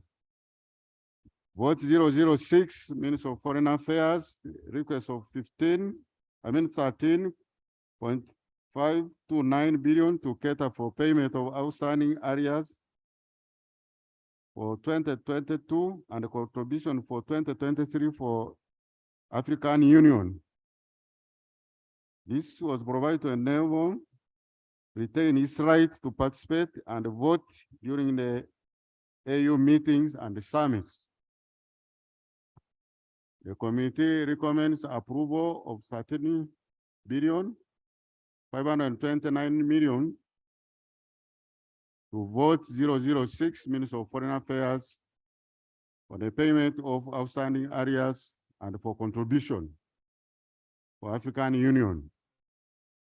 Vote 008, Minister of Finance, Planning and Economic Development, request of 16.357 to cover shortfall on critical activities, including the PPDA, appeals tribunal, acquisition of land for one-stop center at Uganda Business Facilitation Center in Kololo, shortfalls under the PP unit, and the funding for EAC meetings and resource mobilization travel. So the narration, it goes for the tribunal. The amendment of public procurement and disposal of public assets created additional responsibility that required much regular sittings of the tribunal. Therefore, we recommend the approval of 2.099 billion to vote 008. Minister of Finance, Planning and Economic Development to cater for additional statutory responsibilities by PPDA. Uganda Business Facilitation Center requires 10 billion, 10.258 billion for procurement of land. Members, if you move to the table indicates those plots of land in Kololo, 3 of them, and their corresponding amounts. Members, you recall that when we read through the evaluation report by land valuer from Minister of Land, the committee noted that plot 3A Basque Villa Avenue as a encumbrances mortgage to Stanbic Bank Limited. The committee recommends Roman 1, approval of Uganda shilling 6.788 billion for Minister of Finance, Planning and Economic Development for the purpose of procurement land of plot 4A and plot 4B to expand the parking area. And we recommended deferment of Uganda shilling 3.927 billion for procurement of plot 3A, pending clearance of the encumbrances on the property or title. Finance and Administration are requesting for 2 billion to facilitate them for travel, for resource mobilization at the East African community. So the committee recommends approval of 2 billion to support for resource mobilization and the travel-related expenses. Private partnership unit the requirement of 2 billion shillings. Initially, they have been surviving on a grant from World Bank, which expired. And the unit is critical. So the request is to facilitate them for the activities of 2 billion. So the committee recommends the approval of 2 billion. Minister of Finance again is requesting for 2.473 billion to cater for Uganda Telecommunications Corporation Limited board expenses constituted. And we recommend the approval of 2.473. Vote 013, Minister of Education and Sports is requesting for 20.1 billion as follows. Roman 1, 3.8 billion for Government of Uganda contribution for upgrade and reconstruction of Ndege University sports facilities in the preparation for East African University Games 2022. Members, Ndege University won the bid to host those East African University Games. So this requirement was to uplift the sports facility. So the committee recommend approval of 3.8 billion to vote 013 Minister of Finance, Minister of Education and Sports as government contribution to Ndege University. 3 billion required for activities under Education Review Commission. The commission was constituted by Minister under Legal Notes number 5 of 2021. And since that time, there was no budgetary provision. However, the committee observed that out of the 3 billion allocated under the supplementary, Uganda shilling 600 billion is to be used to hire 3 units of vehicles to facilitate the commission's activities for the remaining month of 2020 to 23 financial year toward the public hearings in at least 2 sub-regions. The cost of vehicle hire seems overstated and would be more cost effective to purchase the vehicles. The committee therefore recommends 1, approval of Uganda shilling 3 billion to vote 013 Minister of Education and Sports for critical activities under Education Review Policy Commission. Number 2, we said the 600 million planned funds for hiring 3 units of vehicles should instead be used to procure other than hiring. 3 is a request for 3.3 billion required to roll out the Education Management Information System. The committee observed that in the budget for financial 2022-23, Ghana shillings 2.86 billion has been allocated. However, there is a need for additional funds to cater for increasing number of learners. The committee therefore recommends approval of 3.3 billion shillings to vote 013 Minister of Education and the Sports for the rollout of Education Management Information System. Uganda shillings 10 billion is required to clear outstanding commitments for supply of instructional materials. There is a correction, not institutional instructional materials for primary and secondary schools. Members, you recall that the materials, there was an outstanding of 43.4 billion. So the request for 10 billion is partial settlement for the outstanding bills to enable the suppliers to deliver the materials. So the committee recommends 10 billion to Minister of Education and the Sports, vote 01013. Minister of Trade, Industry and Cooperative, vote 015. 86.4 billion for Government of Uganda contribution to Munyonyo Commonwealth Resort for construction of a convention center in preparation for hosting of the non-allied movement conference in Uganda this year. NAM. Honorable members, Uganda is scheduled to host the NAM summit this year. However, there is no conference facility that can accommodate over 3,000 guests expected from the 120 member states and the 17 observer countries. Accordingly, the government of Uganda entered into a joint venture agreement with Mena Investment Limited as a feasible option for construction and operating the convention center for hosting the NAM, G77 and the China summits. Members, you recall that we took note of our contribution to Munyonyo Commonwealth Resort.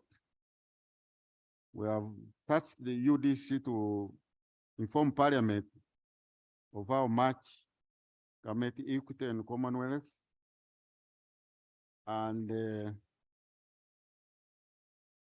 dividends paid so far. Members, you can read page 13, the joint venture agreement, and all those are the activities which have been done. Members, you can read through. On page 14, we've made a recommendation that one, we recommend approval 38 billion shillings to vote 015 for Government of Uganda contribution as equity shares to Peak Resort Convention Center, joint venture for construction of a convention. We've declined approval of 48.4 billion being loan amount to Peak Resort Convention Center joint venture pending approval of the terms and condition on loan from Government of Uganda as per Article 159, subsection 5, 6, and 7 of the Constitution of the Republic of Uganda. Vote 015 again, Minister of Trade, Industry and Cooperative, a request of 302.255 billion as follows. Roman 1, Uganda shillings of 274.11 billion to UDC for purchase of government shares in Atiaga Sugar Factory.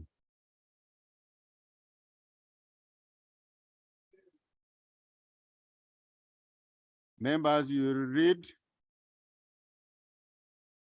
You can go to table 2, the investment so far done. Members, I hope we are on table 2, so we can move on. Members, you can read the progress so far done. When you go to page 17, the committee declines approval of 274.11 billion to UDC for purchase of government preferential shares in Atiak Sugar Factory. We've given the reasons why we did so. Members, you can read that. Minutes of Trade again, 26.15 billion to UDC for purchase of Government of Uganda shares in Abubakar Technical Service and General Supplies Limited. Abubakar Technical Services and General Supplies Limited. This is also in line with government industrialization policy and in particular support local firms that have a proven record. Committee observed that government support for local companies has a good track record and is commendable. Support to Abubakar Technical Services is to strengthen the company's financial capacity in road and bridge construction. The committee recommends approval request of 26.15 billion to Abubakar Technical Services and the General Supplies Limited. And this will translate to 14% shareholding in the company based on the value of 188 billion. That's the government contribution.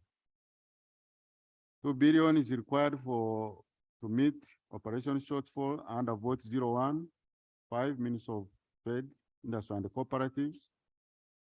We recommend the approval of 2 billion to Minister of Trade. Vote 016, Minister of Works and Transport. Request of 3 point. Uganda Matters Catholic Shrine in Namugongo. Members, you can read that.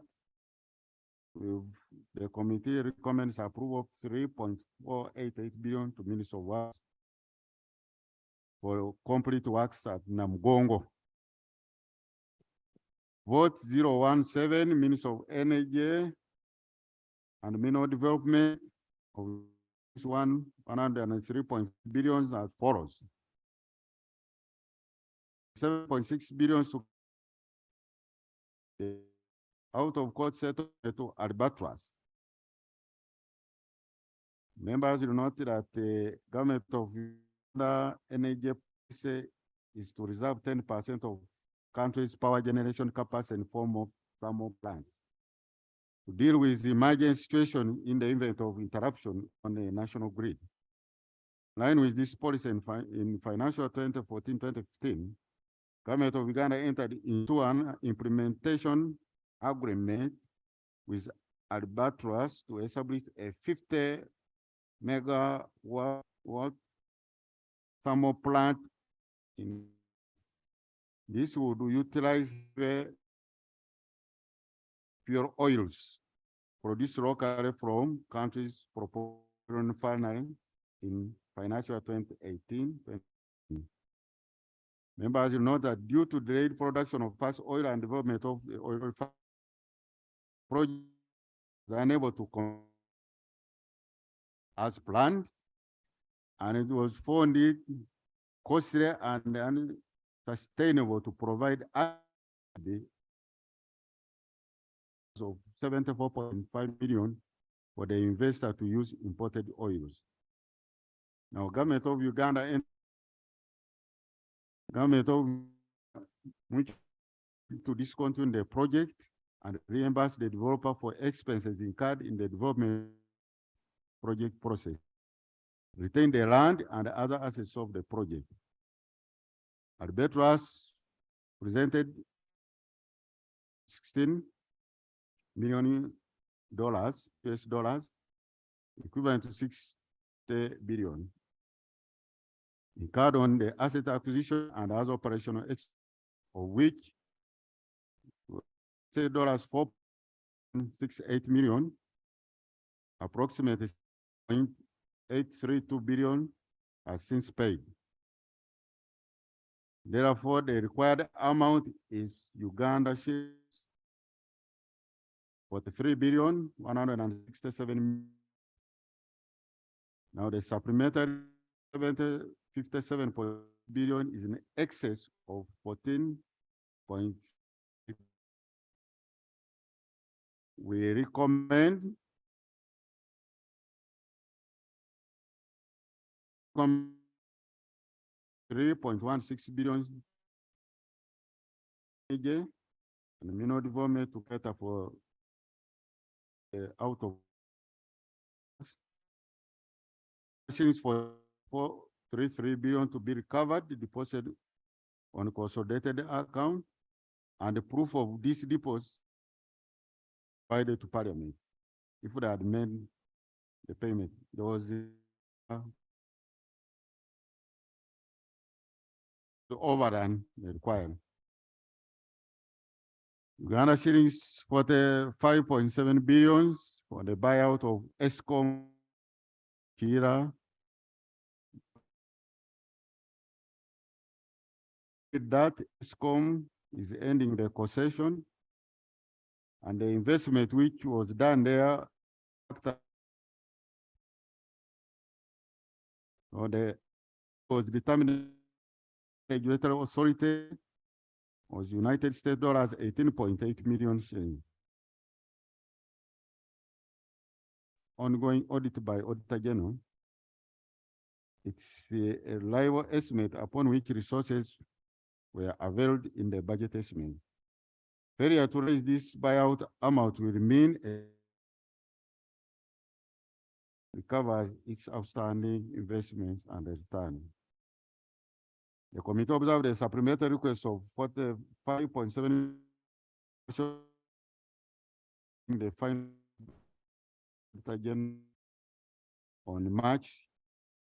on 21st March 2023, which is already a committee over 45.7 billion for Ministry of Energy and Mineral Development to make partial payment for buyout of Westcom concession. The Office of Auditor General expedites the final audit and evaluation in the total rate, and the government should provide that in next budget. Vote 018, Minister of Gender and Labor, Social Development, 5.59 billion for the addition of Gaddafi National Mosque. The committee's approval 59 Minister of Labor and Social Development for the rehabilitation of National Mosque. 0 technology and communication technology, 39.2 billion as a shortfall to provide 50%. Uganda is 113.75 billion on pension areas to former employees of Uganda Post, Uganda Telecom Communication Limited, in order to pay the pension 2 years. The 39.2 billion to clear the areas. Vote 101, judiciary request of 1,650,000,000 for handling the securities against judges and other public officers.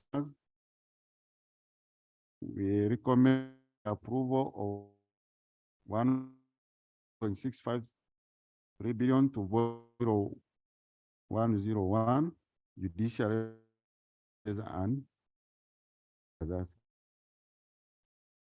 Vote 111 National Curriculum Development Center request of 6 billion for the development. Members, you are aware, is a new curriculum. The committee recommends approval of 6 billion to new level. Vote 117, Uganda Tourism Board to cater for a wage requirement. Vote recommends approval of Uganda since 2.6. Vote 117, Uganda Tourism Board to cater for wage requirement. Vote 119, Uganda Registration Services Bureau, 1.337 billion as external financing from African Intellectual Properties Organization. The committee observed that Uganda is a member of the African Regional Intellectual Property Organization. They receive subscription and fees. Members, when you read Section 18 of Uganda Registration Services Bureau Act, up to 200 revenue collected by URSB should be paid into a consolidated fund. Fees which went to the account. So the is a request $350 equivalent to 1.337 billion shillings. A matter of 5 minutes. Recommend the approval Uganda of 11 billion to take care of the activities on ECOP and refinery development.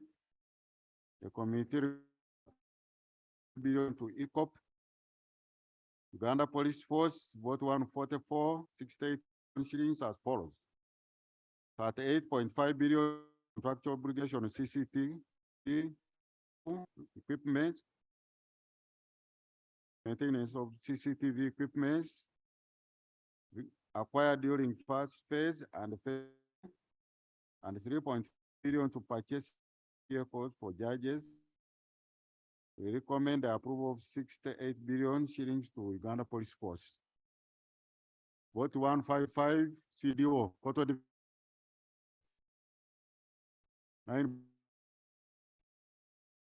7.5 billion is for to take care of stock funds, and the two for finding Pinas Uganda Limited. We recommend the approval of 9.5 billion. Vote 301, 8 billion for renovation of Rumumba and Mary Stewart Halls. We recommend the approval of 8 billion shillings to my university for renovation of Mary Stewart. Vote 37, Kabale University, 3.13 billion non-tax revenue. Take of examination of all the buildings, facilitation of part-time lecturers, and the purchase of laboratory equipment. They approved 3.213 billion to Kabale University. To Somalia, 731 million. This is for shortfall and for we recommend approval. Vote 858 Kayunga District. This is unspent swept back to consolidated and 2021-22 enable UPDF Engineering Brigade to complete construction of Whereas Center 3 approval to Kayunga.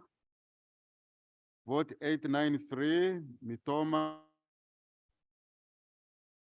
shillings 2.62 those Kazinda, Rutoche, Tereko, those roads. We recommend approval. 1.795 as unspent funds for financial 21-22.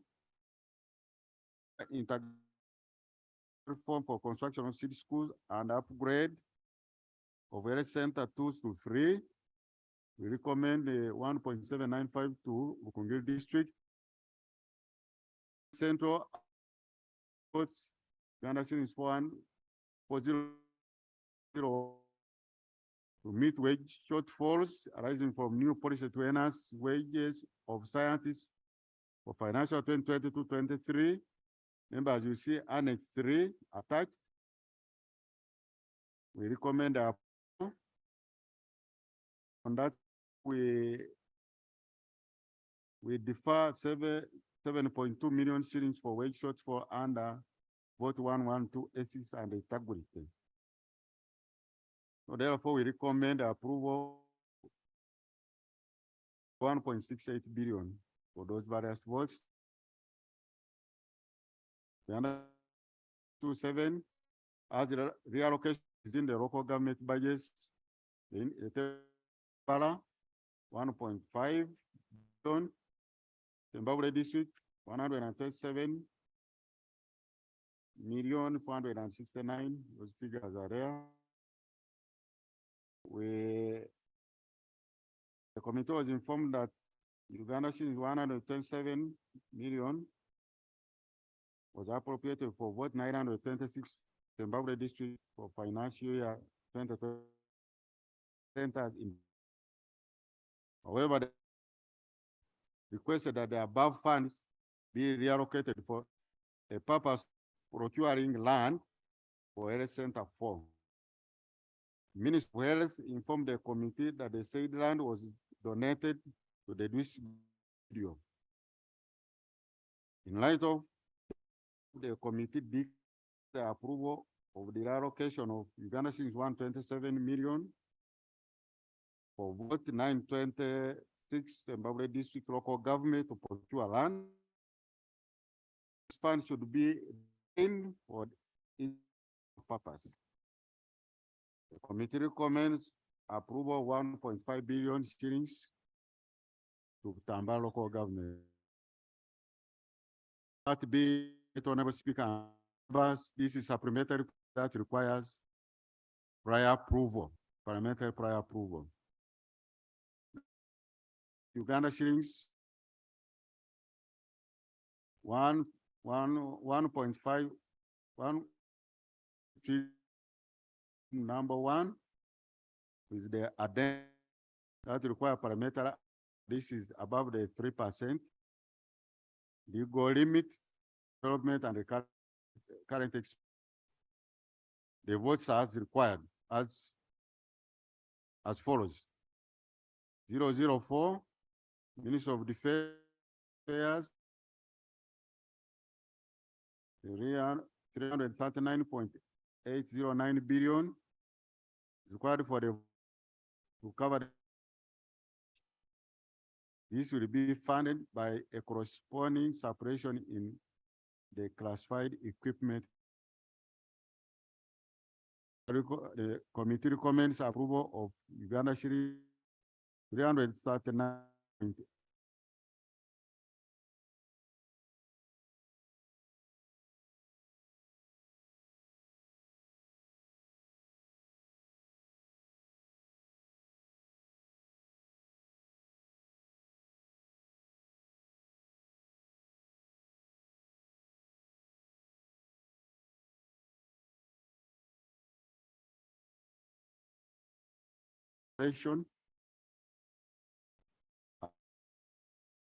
We recommend of 12.979 billion of if one of local government, Uganda shillings 10.97 billion as required as 4.9 billion finance information and development bank for markets and agriculture trade improvement project MATIP 2 to facilitate the completion of activities, and 790 billion is required and spent external funding from SAID from financial 2021-22 for the coordination of implementation of Uganda development enhanced structure and livelihoods program, UDEL. The of 13.78 billion to Minister of Local. 1.4 Minister of Health, a request of 208,208.88 billion as follows: 176.943 for the World Bank to UNICEF of COVID vaccine, COVID-19 response. The project is important too. That is for the project. Honorable members, we recommend approval. The 31.882 billion is a reimbursement spent by government on the also on the program. There is also a risk of 8 billion. There is 11.2 to Sino Africa Medicine, 6 billion maintenance plans, International Hospital at Luboa, 3.6 billion counterpart funding for Usole General Hospital project. Members, you can read the narration. The narrations are there. I mean, and we recommend as follows: a total of 5 billion instead of 6 billion requested by the 4 billion available for 8 transformers and accessory for 8 regional fire hospitals, namely Masaka, Hoima, Kabara, and Moroto. Ghana shillings 1.5 billion be available for repair of oxygen plants in the regional fire hospital. 400 million for maintenance. Recommend that this recurrent expenditures operated in subsequent budgets. And we say, in addition, upon installation of the new, the current oxygen plant should be evaluated and decommissioned. This to maintain the issue of Luboa, members, you can read Luboa. The committee recommends that billion shillings for supervision of the National Hospital at Luboa. Members, we decline the approval because up to now, Minister of Wellness has not given me accountability so far what has been given. Counterpart funding to Sorry General Hospital 3.6. Members, this is a the Spanish government, and we recommend the approval 0.6 Buswara Regional Hospital. Minister of Social Development 21.6 billion. Requiring growth opportunities and productivity for women project to grow. This project is funded by World Bank. So we recommend the approval to take care of enterprises for women. So we have 21.6 billion to vote 018 for grow projects. Vote 002 Minister of Tourism Wildlife and a request of 1.359 billion is required as an NTR for financial 2021-22 for work. We recommend approval.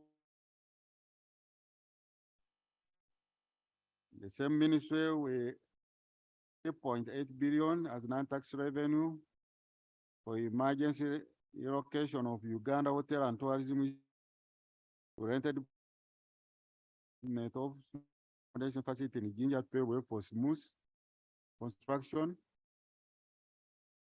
Point of tourism and ticketing. Vote 120 national citizenship and immigration control. 47 to procure more passport booklets. Members will observe that the demand of the booklets are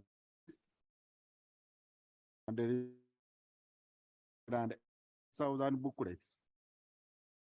And this is given, it will generate additional 65 billion in tax revenue.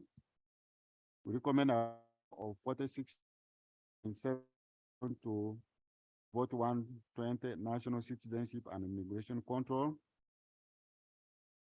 122 and 44 is required for unspent balances for financial 122 For second, Kampala Integrated Infrastructure Development Project, KDIP 2 from World Bank. Members will recommend the 30.446 to KCCA. Vote 126, National Information Technology Authority, NITA-U, external financing for implementation of regional. We recommend that tomorrow correction on page 4. Youth, a request was made by Minister of Finance, Planning and Economic Development to extend the project closing date to 31st August 2022, not 2021. I beg for correction, members. So the request was granted.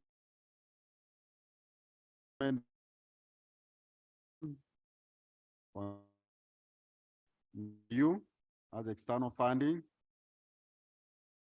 Vote 302 Mbara University 1.66 NTR for living out allowances for 9 resident government sponsored students. Some semester we recommend the approval. It's NTR 1.66 billion to Morale University. Vote 3 Mountains of the Moon, request of 5.9 billion in NTR to cater for provision of teaching and office infrastructure, given increasing pressure on existing infrastructure. The enrollment rose from 2,107 to 3,000. We recommend approval of 5.9 billion university. Vote 501. Uganda Mission, UN, New York. The request was for 660 billion. Air situation assorted is at the Uganda House in New York. The committee also established that the mission had requested for Uganda shillings of 1,027 million to do other associated works. With approval, various central and local governments, Uganda shillings amounting to 10,700.752 billion required as unspent external financing from financial 2021-22 under EU budget support. These funds were meant disbursed to local governments and support activities under central government agencies. The details are Minister of Finance, Minister of Public Service, Minister of Gender, Minister of Local, Uganda Bureau of Statistics, Equal Opportunities Commission. So we recommend the approval of 10.725 billion to various central and local government list votes listed above. Various and local governments Uganda shillings amounting 408.967 billion. It was shortfall arising from new policies to enhance in financial 2020-23. As you can read the annex, approval of 408.97 billion for the votes for salary enhancements. Central government and local government votes 0.07 billion is required as unspent from financial 21-22, similar to what we have indicated.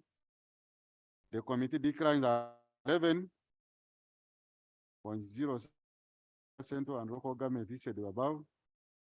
These funds are already provided in our 20. Vote 600. 110.371 as follows. Uganda shillings 5 billion. Local raised revenue, this is required to facilitate government. Captured as anticipated revenue at the time of budgeting. This was a plus. Recommend the approval 0.638 to various local government members who read Annex 6A and B. Uganda shillings 288 billion as unspent balances for Northern Uganda development, enhance local infrastructure and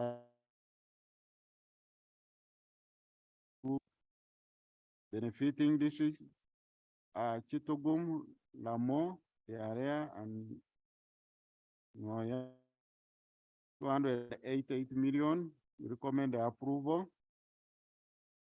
Uganda shillings 150.6 spent funds for financial 2021-22 for WUSIMID.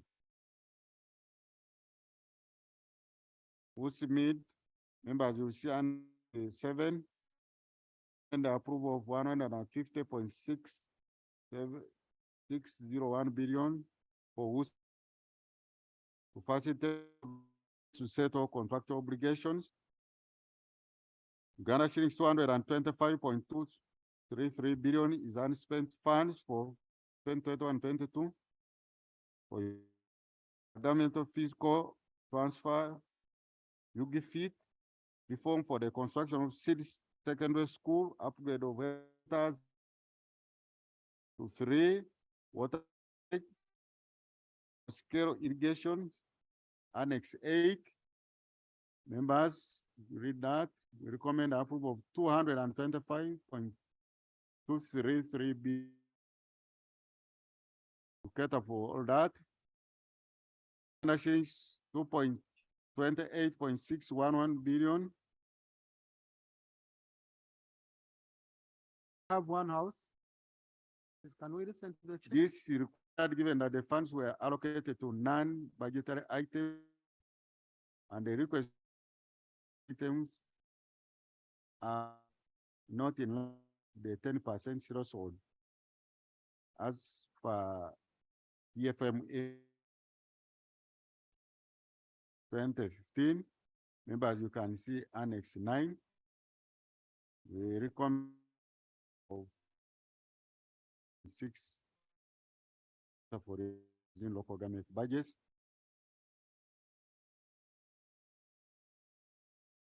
Request that consider the budget, the committee recommend and approve the supplementary expenditure schedule number 1 at the 1, 2, 3, and 4 for financial 2022-23 as outlined in below, detailed in and schedule.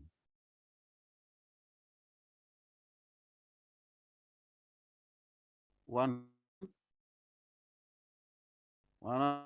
740 million, 590 million, 568,000, 900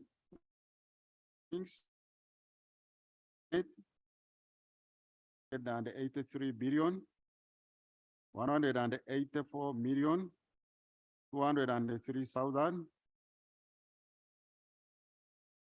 5 shillings, grand 2 trillion, 597 billion, 774 million, 772,809 Uganda shillings. Right on, and all members, I beg to. Thank you very much, Chairman.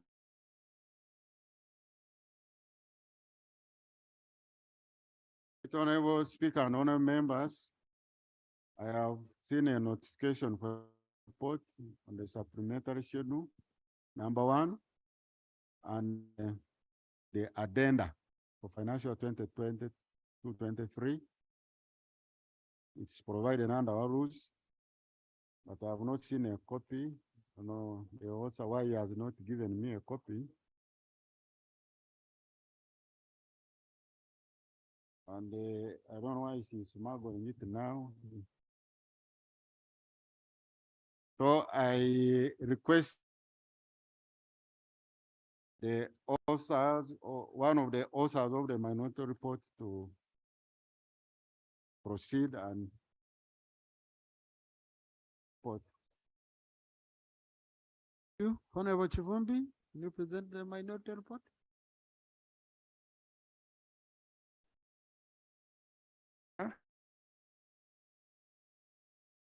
Right, Honorable Speaker, I've just had a procedure. As you are aware, I've been unwell for about 2 months, 3. I've had a procedure. I fear opportunistic diseases. So that's why I'm putting on. Sorry. Honorable, request you to put on a mask. Yes, stop masks. If And you it's a insist. danger. You see people are coughing here. Seriously. Right, Honorable Speaker. Right, Honorable Speaker, I thank you for this opportunity. Right, Honorable Speaker, I'll straight go to areas of dissent. The rules are known, the procedures are known. We are well anchored under the law. Areas of dissent. A, sources of illegal sources of funds for the Right, Honorable Speaker, the sources of funding for this supplemental have been identified. Suppression, government of Uganda. 2, reallocation. 3, borrowing. 4, borrowing. 4, borrowing. 5, non-tax revenue. 6, 7, borrowing. On the first one, suppression, government is budget. Right, Speaker, I've combed the Public Finance Management Act. I've looked at the Constitution of the Republic of Uganda. Suppression of a budget is not anchored in any law. And right, Honorable Speaker, budget is undermining the powers of Parliament to appropriate. To pass a budget within the Ministry of Finance has been doing is after passing a budget under the guise of 3%, they go all out and to the full effect is to fund dubious things that we shall speak on later on. Right, Honorable Speaker, it wakes up and finds a solution to the 3%. We will be in this same debate every financial year. Right, Honorable Speaker, I want the Minister of Finance to tell me under what law suppress a budget that was passed by Parliament of Uganda. Under the Public Finance Management Act, there are only 2 avenues. You either do environment, which is restricted with, you do a reallocation, which you bring to Parliament before you spend. Even under 3%, don't suppress, which was passed. Reallocation, right, Honorable Speaker. I will not be very elaborate because the reallocation being thought in this budget was for districts. There were mismatches and the 30 billion look like proper. But I'll go to domestic revenue. Right, Honorable Speaker, they are going to generate 587 billion under local revenue. Right, Honorable Speaker, URA reported the short the first 2 quarters of 78 billion. Is for extra revenue. Under which law? And budget under supplemental. So there is of revenue for the budget you are about to approve. Because up to now has not performed 100%. 5 years, it has been registering a shortfall of near $1 trillion every financial year. So for anyone to come to Parliament and tell you I will generate extra revenue source, with new land. Borrowing. Right, Honorable Speaker, not reported the borrowing. Is it going to be domestic? Going to be by? Is it going to be, because the borrowing will pass, honorable colleague, 20.7 trillion. We have already consumed almost 22.4 approved. And so under the borrowing in the approved, if it's a new borrowing and you went ahead to spend only 3% parliamentary approval, illegal. That is illegal by extension. You cannot borrow until Parliament has passed the terms and of that borrowing. So you are trading in illegality left, right, and center. Honorable Minister. Now, external borrowing is fairly up. I've looked at the figures for external borrowing, they're okay.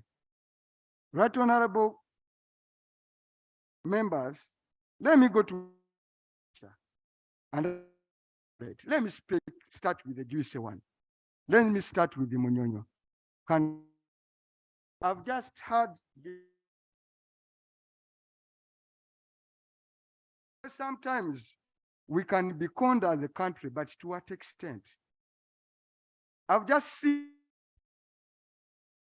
the report for 2022. This is what he writes on. It's an honorable speaker. I read this verbatim. I note that there is slow progress takeover of government interest as listed in Schedule 2 of the UDC 2006, which identified 7 government undertakings that were to be taken over. I note that only 2 companies, i.e. Phoenix Logistics and TriStar Up, have been transferred. The remaining 5, namely Amber House Limited, Embassy House, Development House, Munyonyo Resort, and Nile Hotel International Limited, were still out to stay. Now, Honorable Chivumbi, you're raising very quick to be making it difficult for me. Why? Because you're inside. Now, most of the issues you are not in the report. No, right, Honorable. So, because here you're presenting the report, you're representing not only your views, but co-signature to the report, and then maybe at the debate, we can find a way of you. No, right, Honorable Speaker. We had give me 15 minutes only. Yes. And reading the report may take, but if you want to read a report, I have schedule. I can read what Munyonyo Resort. I was only elaborating. That helps me. Yeah, Munyonyo, that is number 2, the schedule. Because here there is Munyonyo. I was thinking for apprehension of the house. I can go and read these dubious undertakings one by one, and I will read.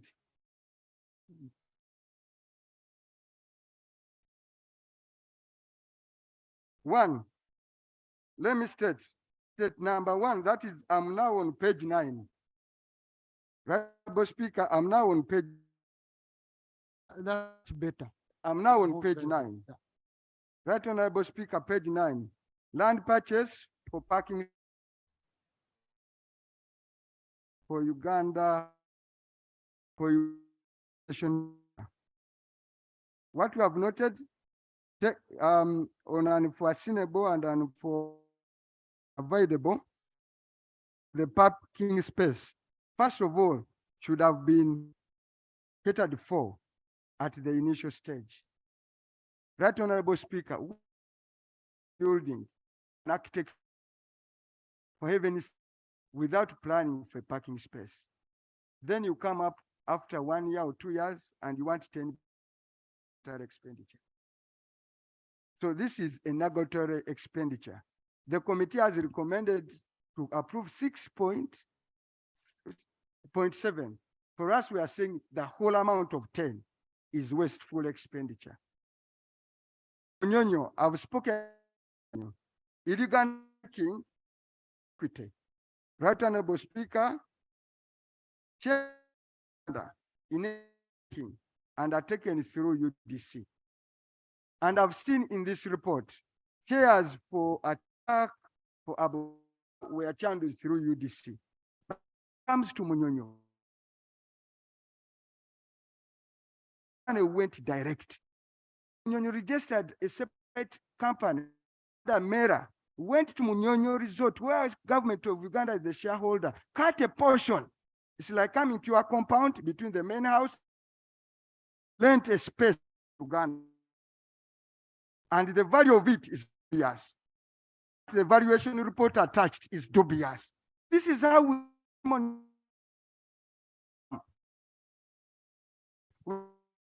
another huge of money. And I've asked the committee, why do you say the hand should be amputated, failing to approve part of the money? The hand should be amputated, but the finger is fine.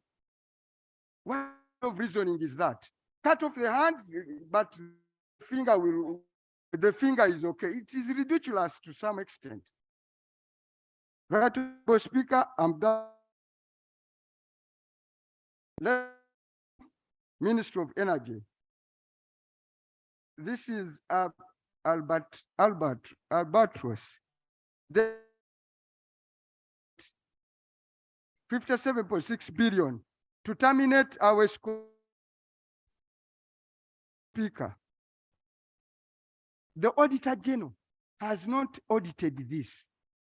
We've gone ahead to pay 57 in a dubious where the Auditor General is to fully audit.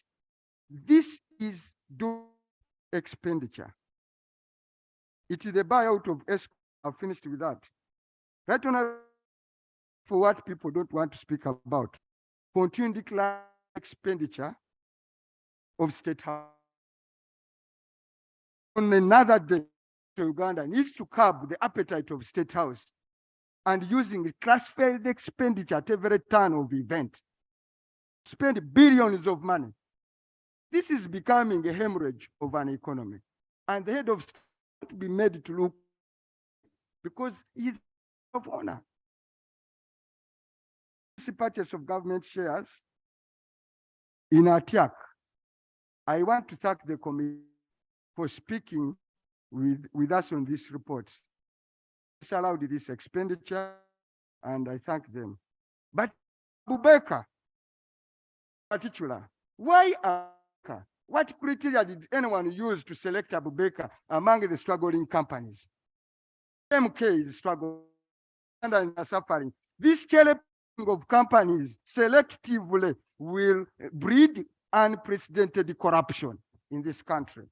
So why Abubakar? So I'm here to encourage you, honorable colleague, to reject this expenditure. Because until government comes up with the criteria, until government comes up with the criteria, until comes up with the proper criteria on how to bail out companies that are struggling. This cherry picking by the ministry. Now the one on security judges wanted security cars, but being another arm of government, Honorable Speaker, I will leave them for another day. But on CCTV cameras, Honorable Speaker, yeah, you'll talk about them. Honorable Speaker, for security, CCTV cameras for security judges. Right on for city's camera. This project, I was the shadow minister for internal affairs and defense in the last financial year, when we borrowed billions of shillings for this project, complete project for supervision over the years. But they continue to come here and demand money in supplementaries, and they are funded only 3%. For us, we are saying you need an investigation before Parliament clears out this. The good thing is, the agencies that have this money, already they have the money. So let us clean and ensure they have it properly. Other than the hands of Parliament will be tied into this, that thing. Ministry of Tourism, Wildlife and Antiquities, reallocation of Uganda hotel training. That one members can read. Office of the Prime Minister. But now, this Office of the Prime Minister, couldn't you budget for this money? You know, I fear to real a lot of my sister, my friend, that is really embattled with so many scandals. But this money of 1.5 billion, honorable colleagues, could be budgeted for. Honorable members, allow me, Mr. Speaker, in a minute, appeal to this parliament. I think we must stop lamenting. Ministry of Finance is usurping powers of parliament on our watch. And every day they bring here this one for rubber stamp. See what they've done with the 3%. They've even reserved some money for 3%, okay? And went to prior. When you look at items for prior, none you can question, but every dubious expenditure is under 3%. 3% is the special purpose vehicles for wrong things in this country. Until we make a stronger stand and amend the Public Management Act and put stringent conditions on 3% or remove it, every single year I'll stand here and make the same speech. I beg to move, right honorable colleagues. Thank you. Honorable colleagues, I have colleagues who have been here since 2 p.m. Let's have a 5 minutes break. I suspend the house for 5 minutes. We resume. It's important you stretch your legs. Just 5 minutes, not beyond. Those who don't want to move, you remain here.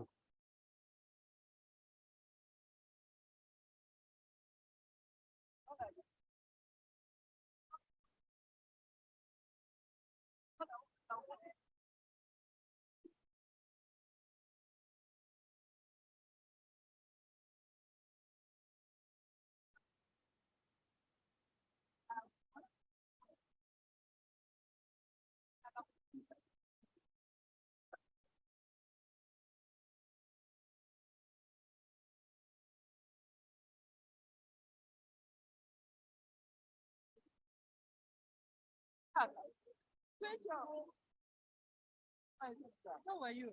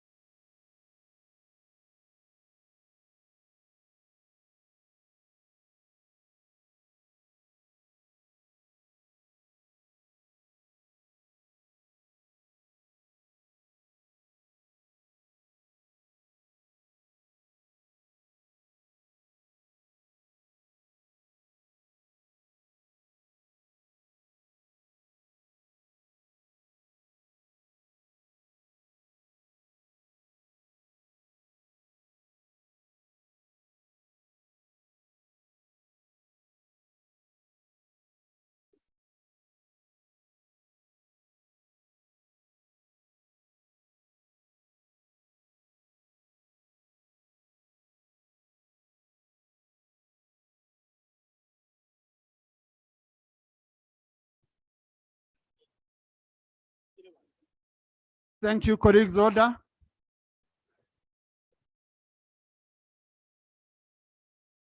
Procedure, Honorable Pio. Thank you, Right Honorable Speaker. Arise under Rule 153, which talks about the supplementary estimates and provides for a supplementary to be introduced through a supplementary bill. Right Honorable Speaker, we approved the Appropriation Act. And within the Appropriation Act, there were key items that were budgeted for. Upgrade of Health Center 3 is 20 billion, water, education, and even 30 billion for cattle compensation. Right Honorable Speaker, and even electricity. What we are doing right now seems to be that we are indirectly amending the Appropriation Act. The items that had been approved, 0 releases have been made to date. But now we're indirectly amending the Appropriation Act in the name of a supplementary bill. Are we proceeding well, Right Honorable Speaker? Because we've been informed by the minister, there will be no releases for cattle compensation, no releases for the upgrade of those Health Center 3s to Health Center 4s. So we are basically amending the Appropriation Act, not providing a supplementary bill for approval. Are we proceeding well? Thank you. Thank you. Honorable, we are proceeding well.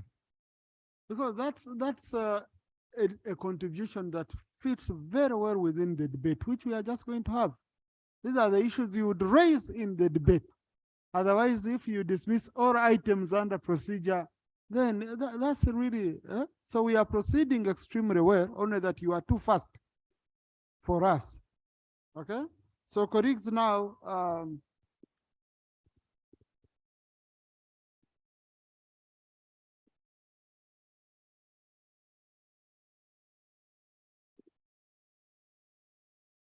the question I put up for debate is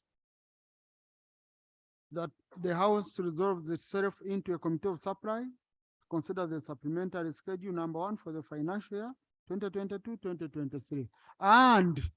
And in this, because you debate an item on the order paper, so the item is a motion for supply. So it's in that motion that you have the report and you debate the report. So that's why I put up the question for debate. You will consider both reports which have been presented, and we shall debate for 30 minutes.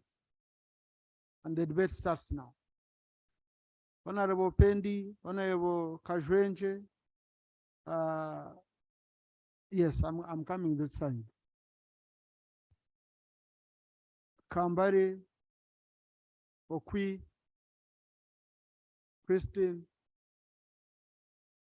Achon, Muuma, Dokoro, Santa. Opio, you have debated. Madi Okoro, Koruo, Katsanda, I'm seeing Atabazi, Batua Mzani, Andy Roran. For my case today, I allowed you to speak. So once we have more time, I will allow you. Thank you very much, Right Honorable Speaker. 2 minutes each.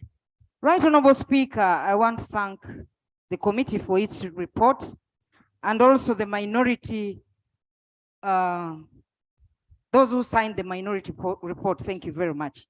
Right Honorable Speaker, it surprises me that we have issues that touch on our people directly. I was on the floor of this house crying for just 5 billion shillings for the students' loan scheme to help those students who are about to drop out of school, some are in their final years. Government cannot find 5 billion shillings. But here we are appropriating all these billions of shillings, trillions of shillings, to things that are not urgent, Right Honorable Speaker. Right Honorable Speaker, when I look at this, and we are talking of 86.4 billion shillings to Munyonyo Commonwealth Resort. Right Honorable Speaker, it surprises me. The conference is supposed to take place this year. In the report, we are told they need 14 months to construct this convention center. So if in November you're supposed to have this conference and you're supposed to take 14 months, Right Honorable Speaker, when do the 14 months end? Next year, after the conference? Is somebody trying to fool us into passing this, Right Honorable Speaker? I want to propose that we reject this. There was land, remember when the Prime Minister of India came here, he pledged to construct a convention center in memory of the late Mahatma Gandhi, Right Honorable Speaker. Not even Ginger, he preferred in Kampala. Land was got by the Ministry of Agriculture. Land was got by the Ministry of Agriculture, 10 acres.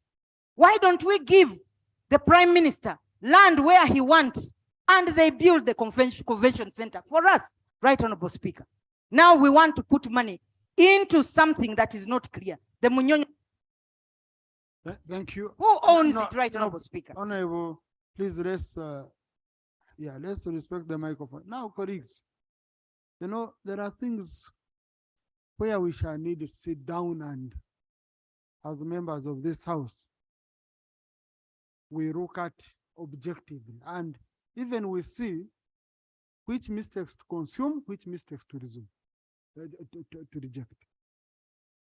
Recently, I represented the speaker in Bahrain for IPU. And on the sidelines, we had NAM. I went with a group which is chaired by our own committee on NAM, Honorable Chimosho. One of the things we were asked was preparedness for Uganda to host NAM, which is in January. And one of the conditions they gave was a convention center. Okay? It was a condition which we accepted as a country when we are hosting NAM. How we build it, that's an issue we can debate. But on need for a convention center for NAM, it is a commitment which was made on behalf of Uganda as part of our bidding process. We must have it, or we cancel NAM. You get it? And you're having it in January. The NAM Secretariat is supervising, is monitoring our progress. So that's the issue which, to me, we have to look at. Did someone make an expensive commitment or mistake on behalf of Uganda? And as a country, can you come out of it? That's what I want us to know. Honorable Kashwenja? Thank you. Right Honorable Speaker, I have read the Constitution, the appropriate article, and the Public Finance Management Act. The spirit and letter of a supplementary, as referred to in the Public Finance Management Act, is to the effect that it caters for the unforeseen and unavoidable. Majority of what has been provided in the report and in the supplementary, Right Honorable Speaker, are actually where foreseen and are avoidable.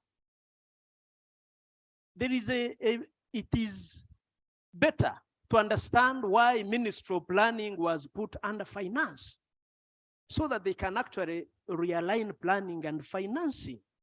This, Right Honorable Speaker, makes us look shabby, us, I mean, from this side of government. It's like we did not plan smartly. We look shabby out of it. We are reading a national budget when we haven't even finished the national budget that we did.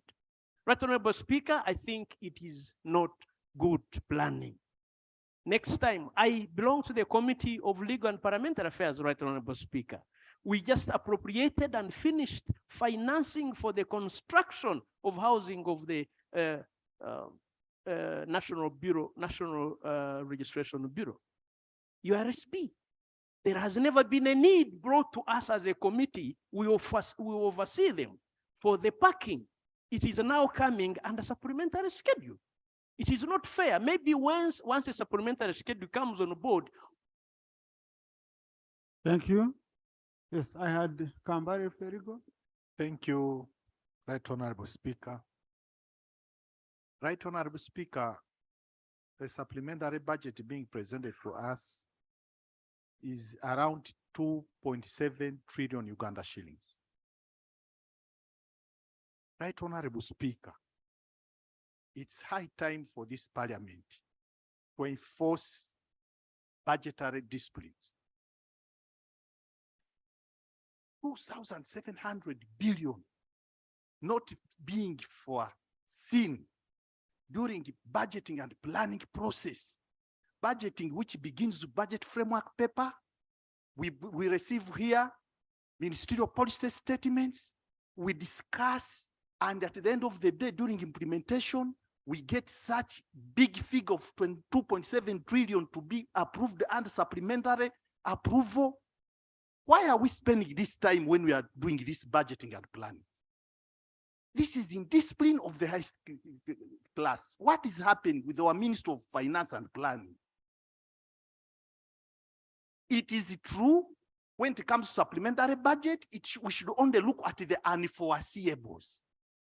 When you talk about shortfalls, when it comes to wage shortfalls, can you foresee wages that we are supposed to spend in the following year?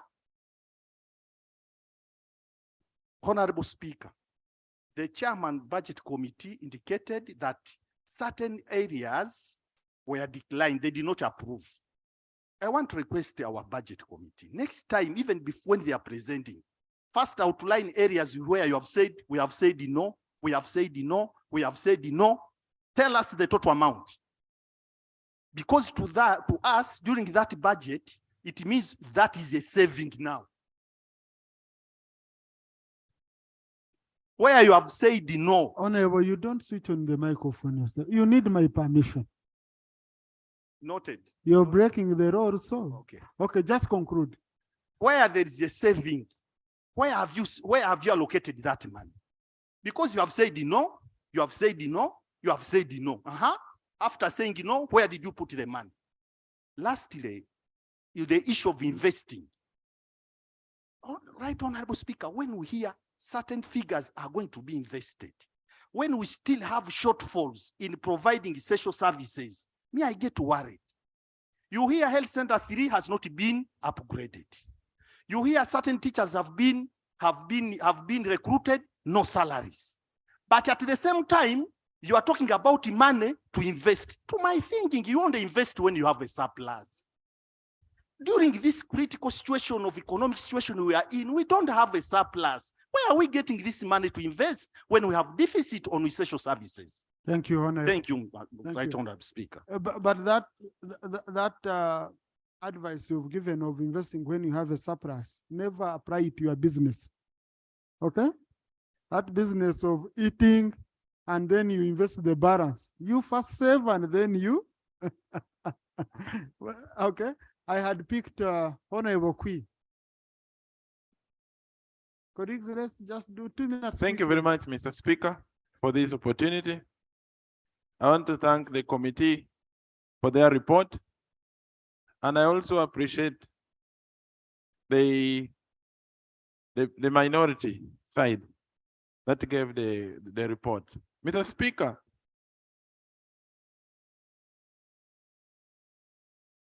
what is our priority as government?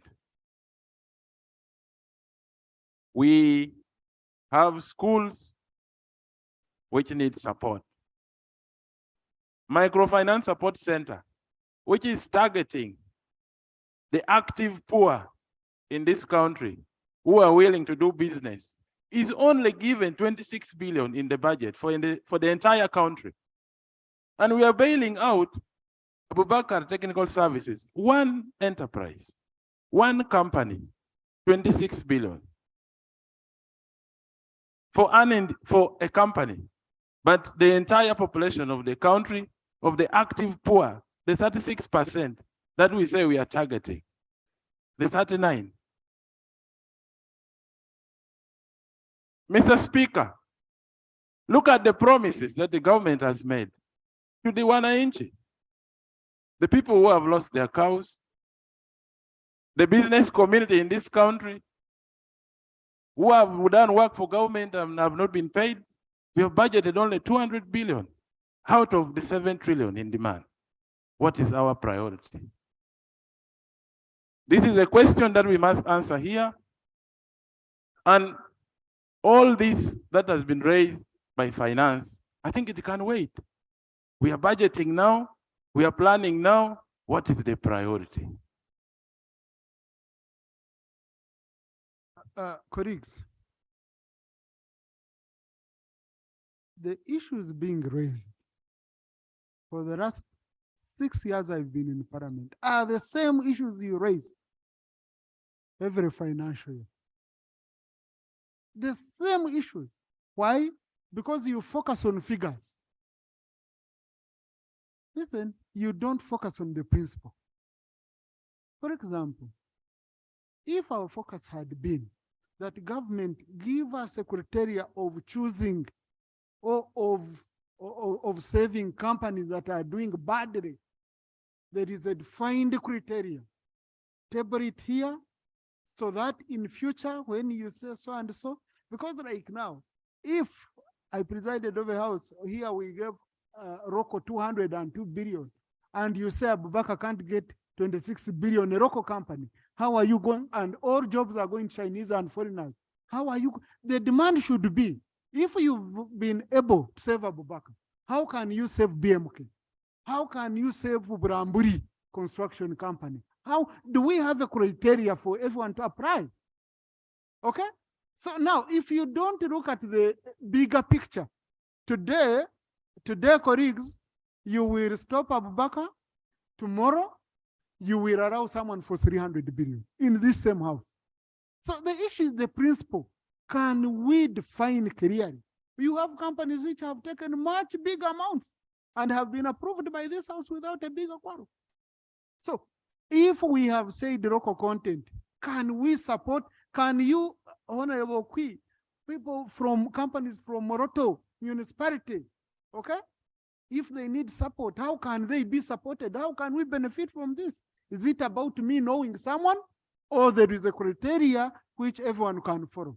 I think once we put our debate at that level, than limiting it, than picking out one company, than going for this, then it will be much easier to me. It will be more constructive. And we make demands, whether it means amendment of the law, whether it means coming here and giving clear information on how to follow up on all this, then we would move much better. To me, that's more constructive. Yes, I had picked Christine. Oh, colleagues,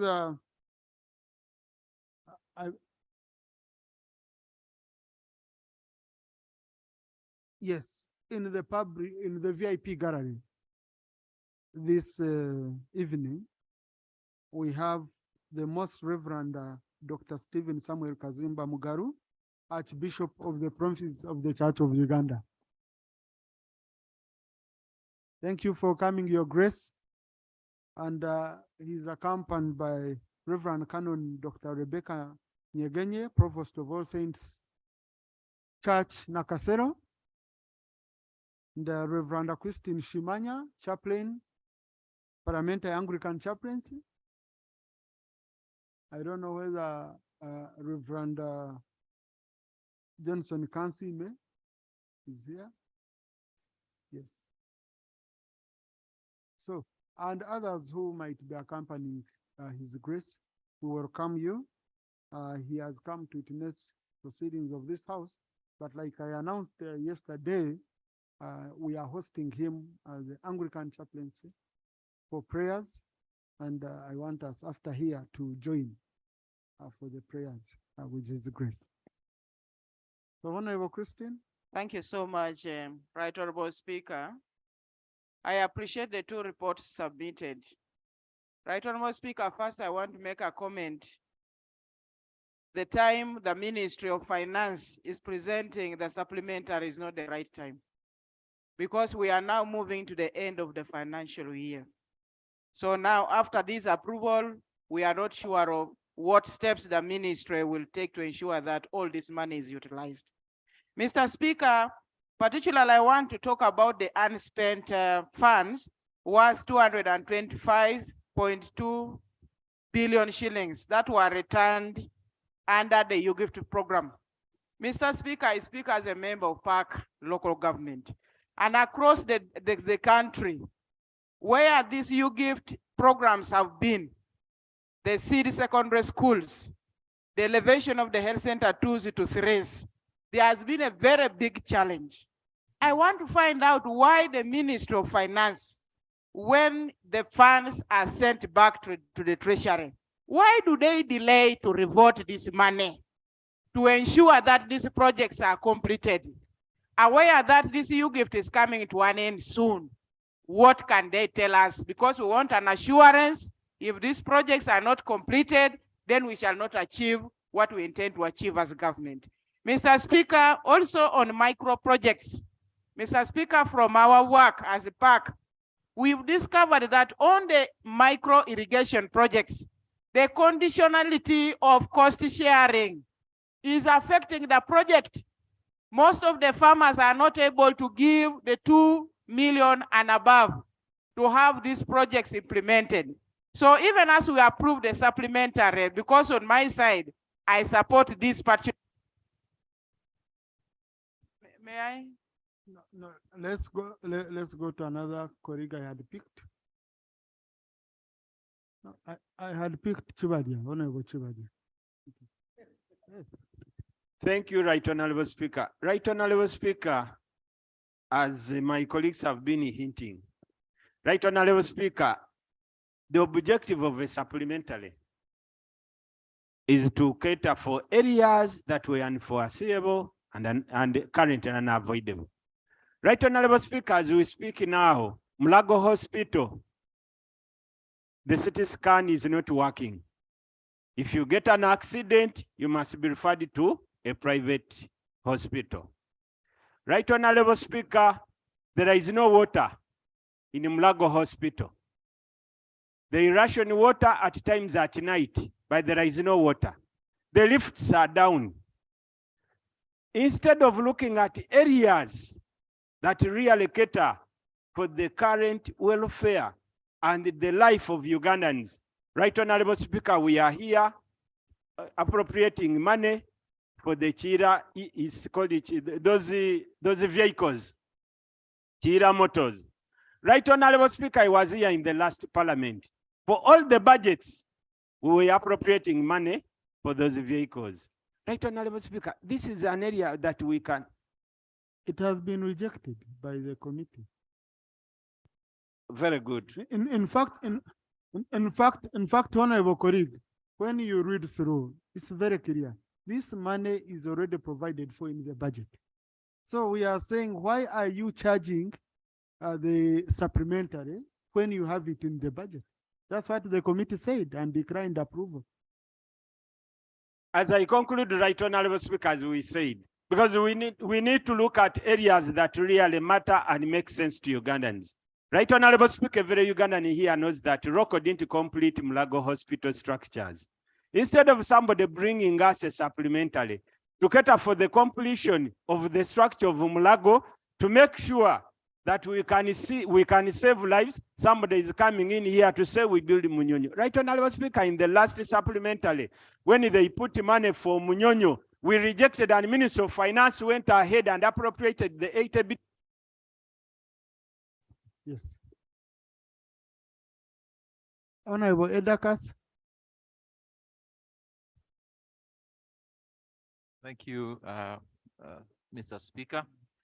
So, Speaker, I would like to agree with the report of the committee, especially on Horial.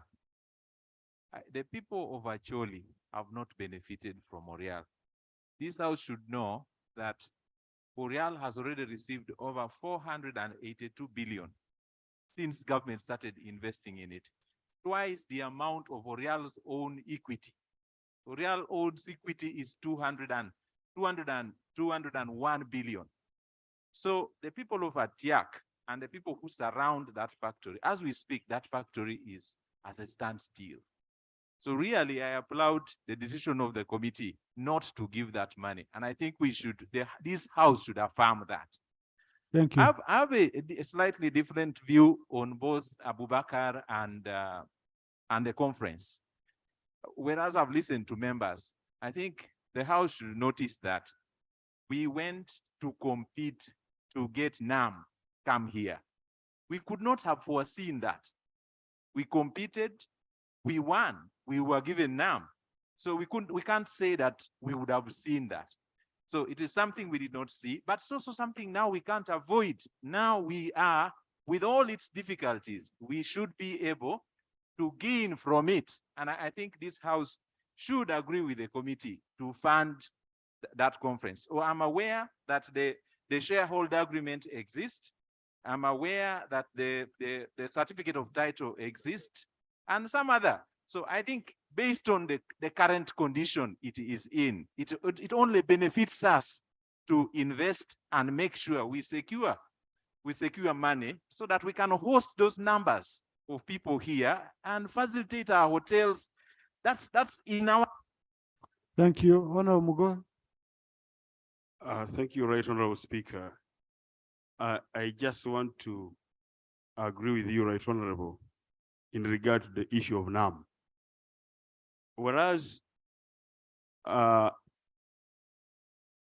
we had issues of giving money to Munyonyo, whose director had refused to come even to our committee to explain the 25% share capital that government has with them. But a convention is not a standalone aspect which you can do within 1 month, within 1 year. Building that facility as a standalone, it was impossible. And I suppose government was correct, because even the structures that are being put in Munyonyo are connecting to some of the structures that are existing today in order to manage that convention. The spiral benefits of having NAM in Uganda are enormous that we cannot avoid. So I suppose that it is correct that we should invest, but what we must emphasize this time is to raise our share capital as government into Munyonyo and follow it to the letter. The Minister of Finance must fast track this and that of trade, because this is the area where we're having problems. But it was difficult. In fact, it would be very, very expensive for Uganda to do a standalone convention, and it would not be possible within only 1 year.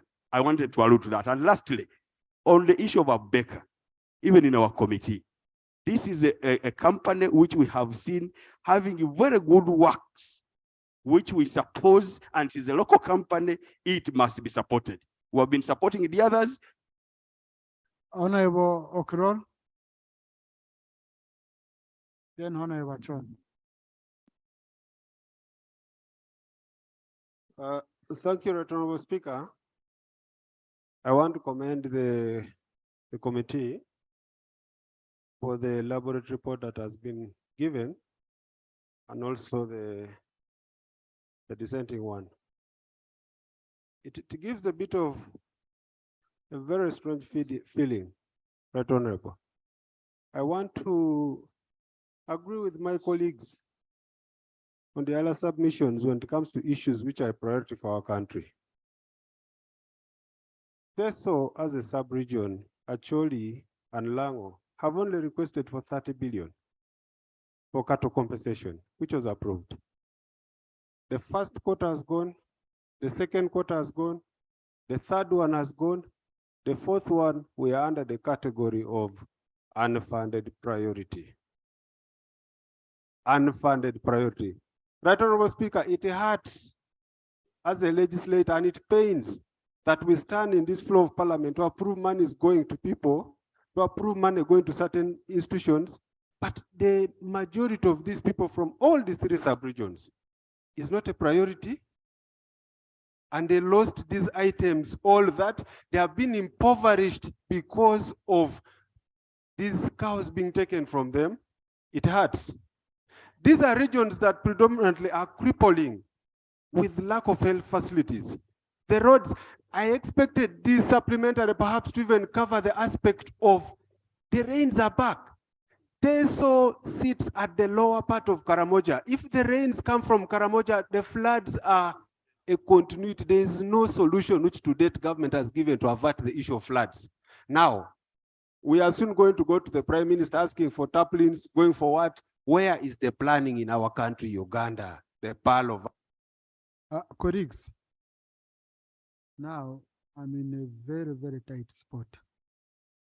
It's very, very rare for a country, for the House supposed to the head of the church in the country here. And yet we gave him a program at 5 p.m. for Easter carols. His grace came in time. He's here. And I have just been reminded that why don't we be considerate and be kind enough. So I adjourn the house to tomorrow at 2 p.m. and we shall continue with the debate.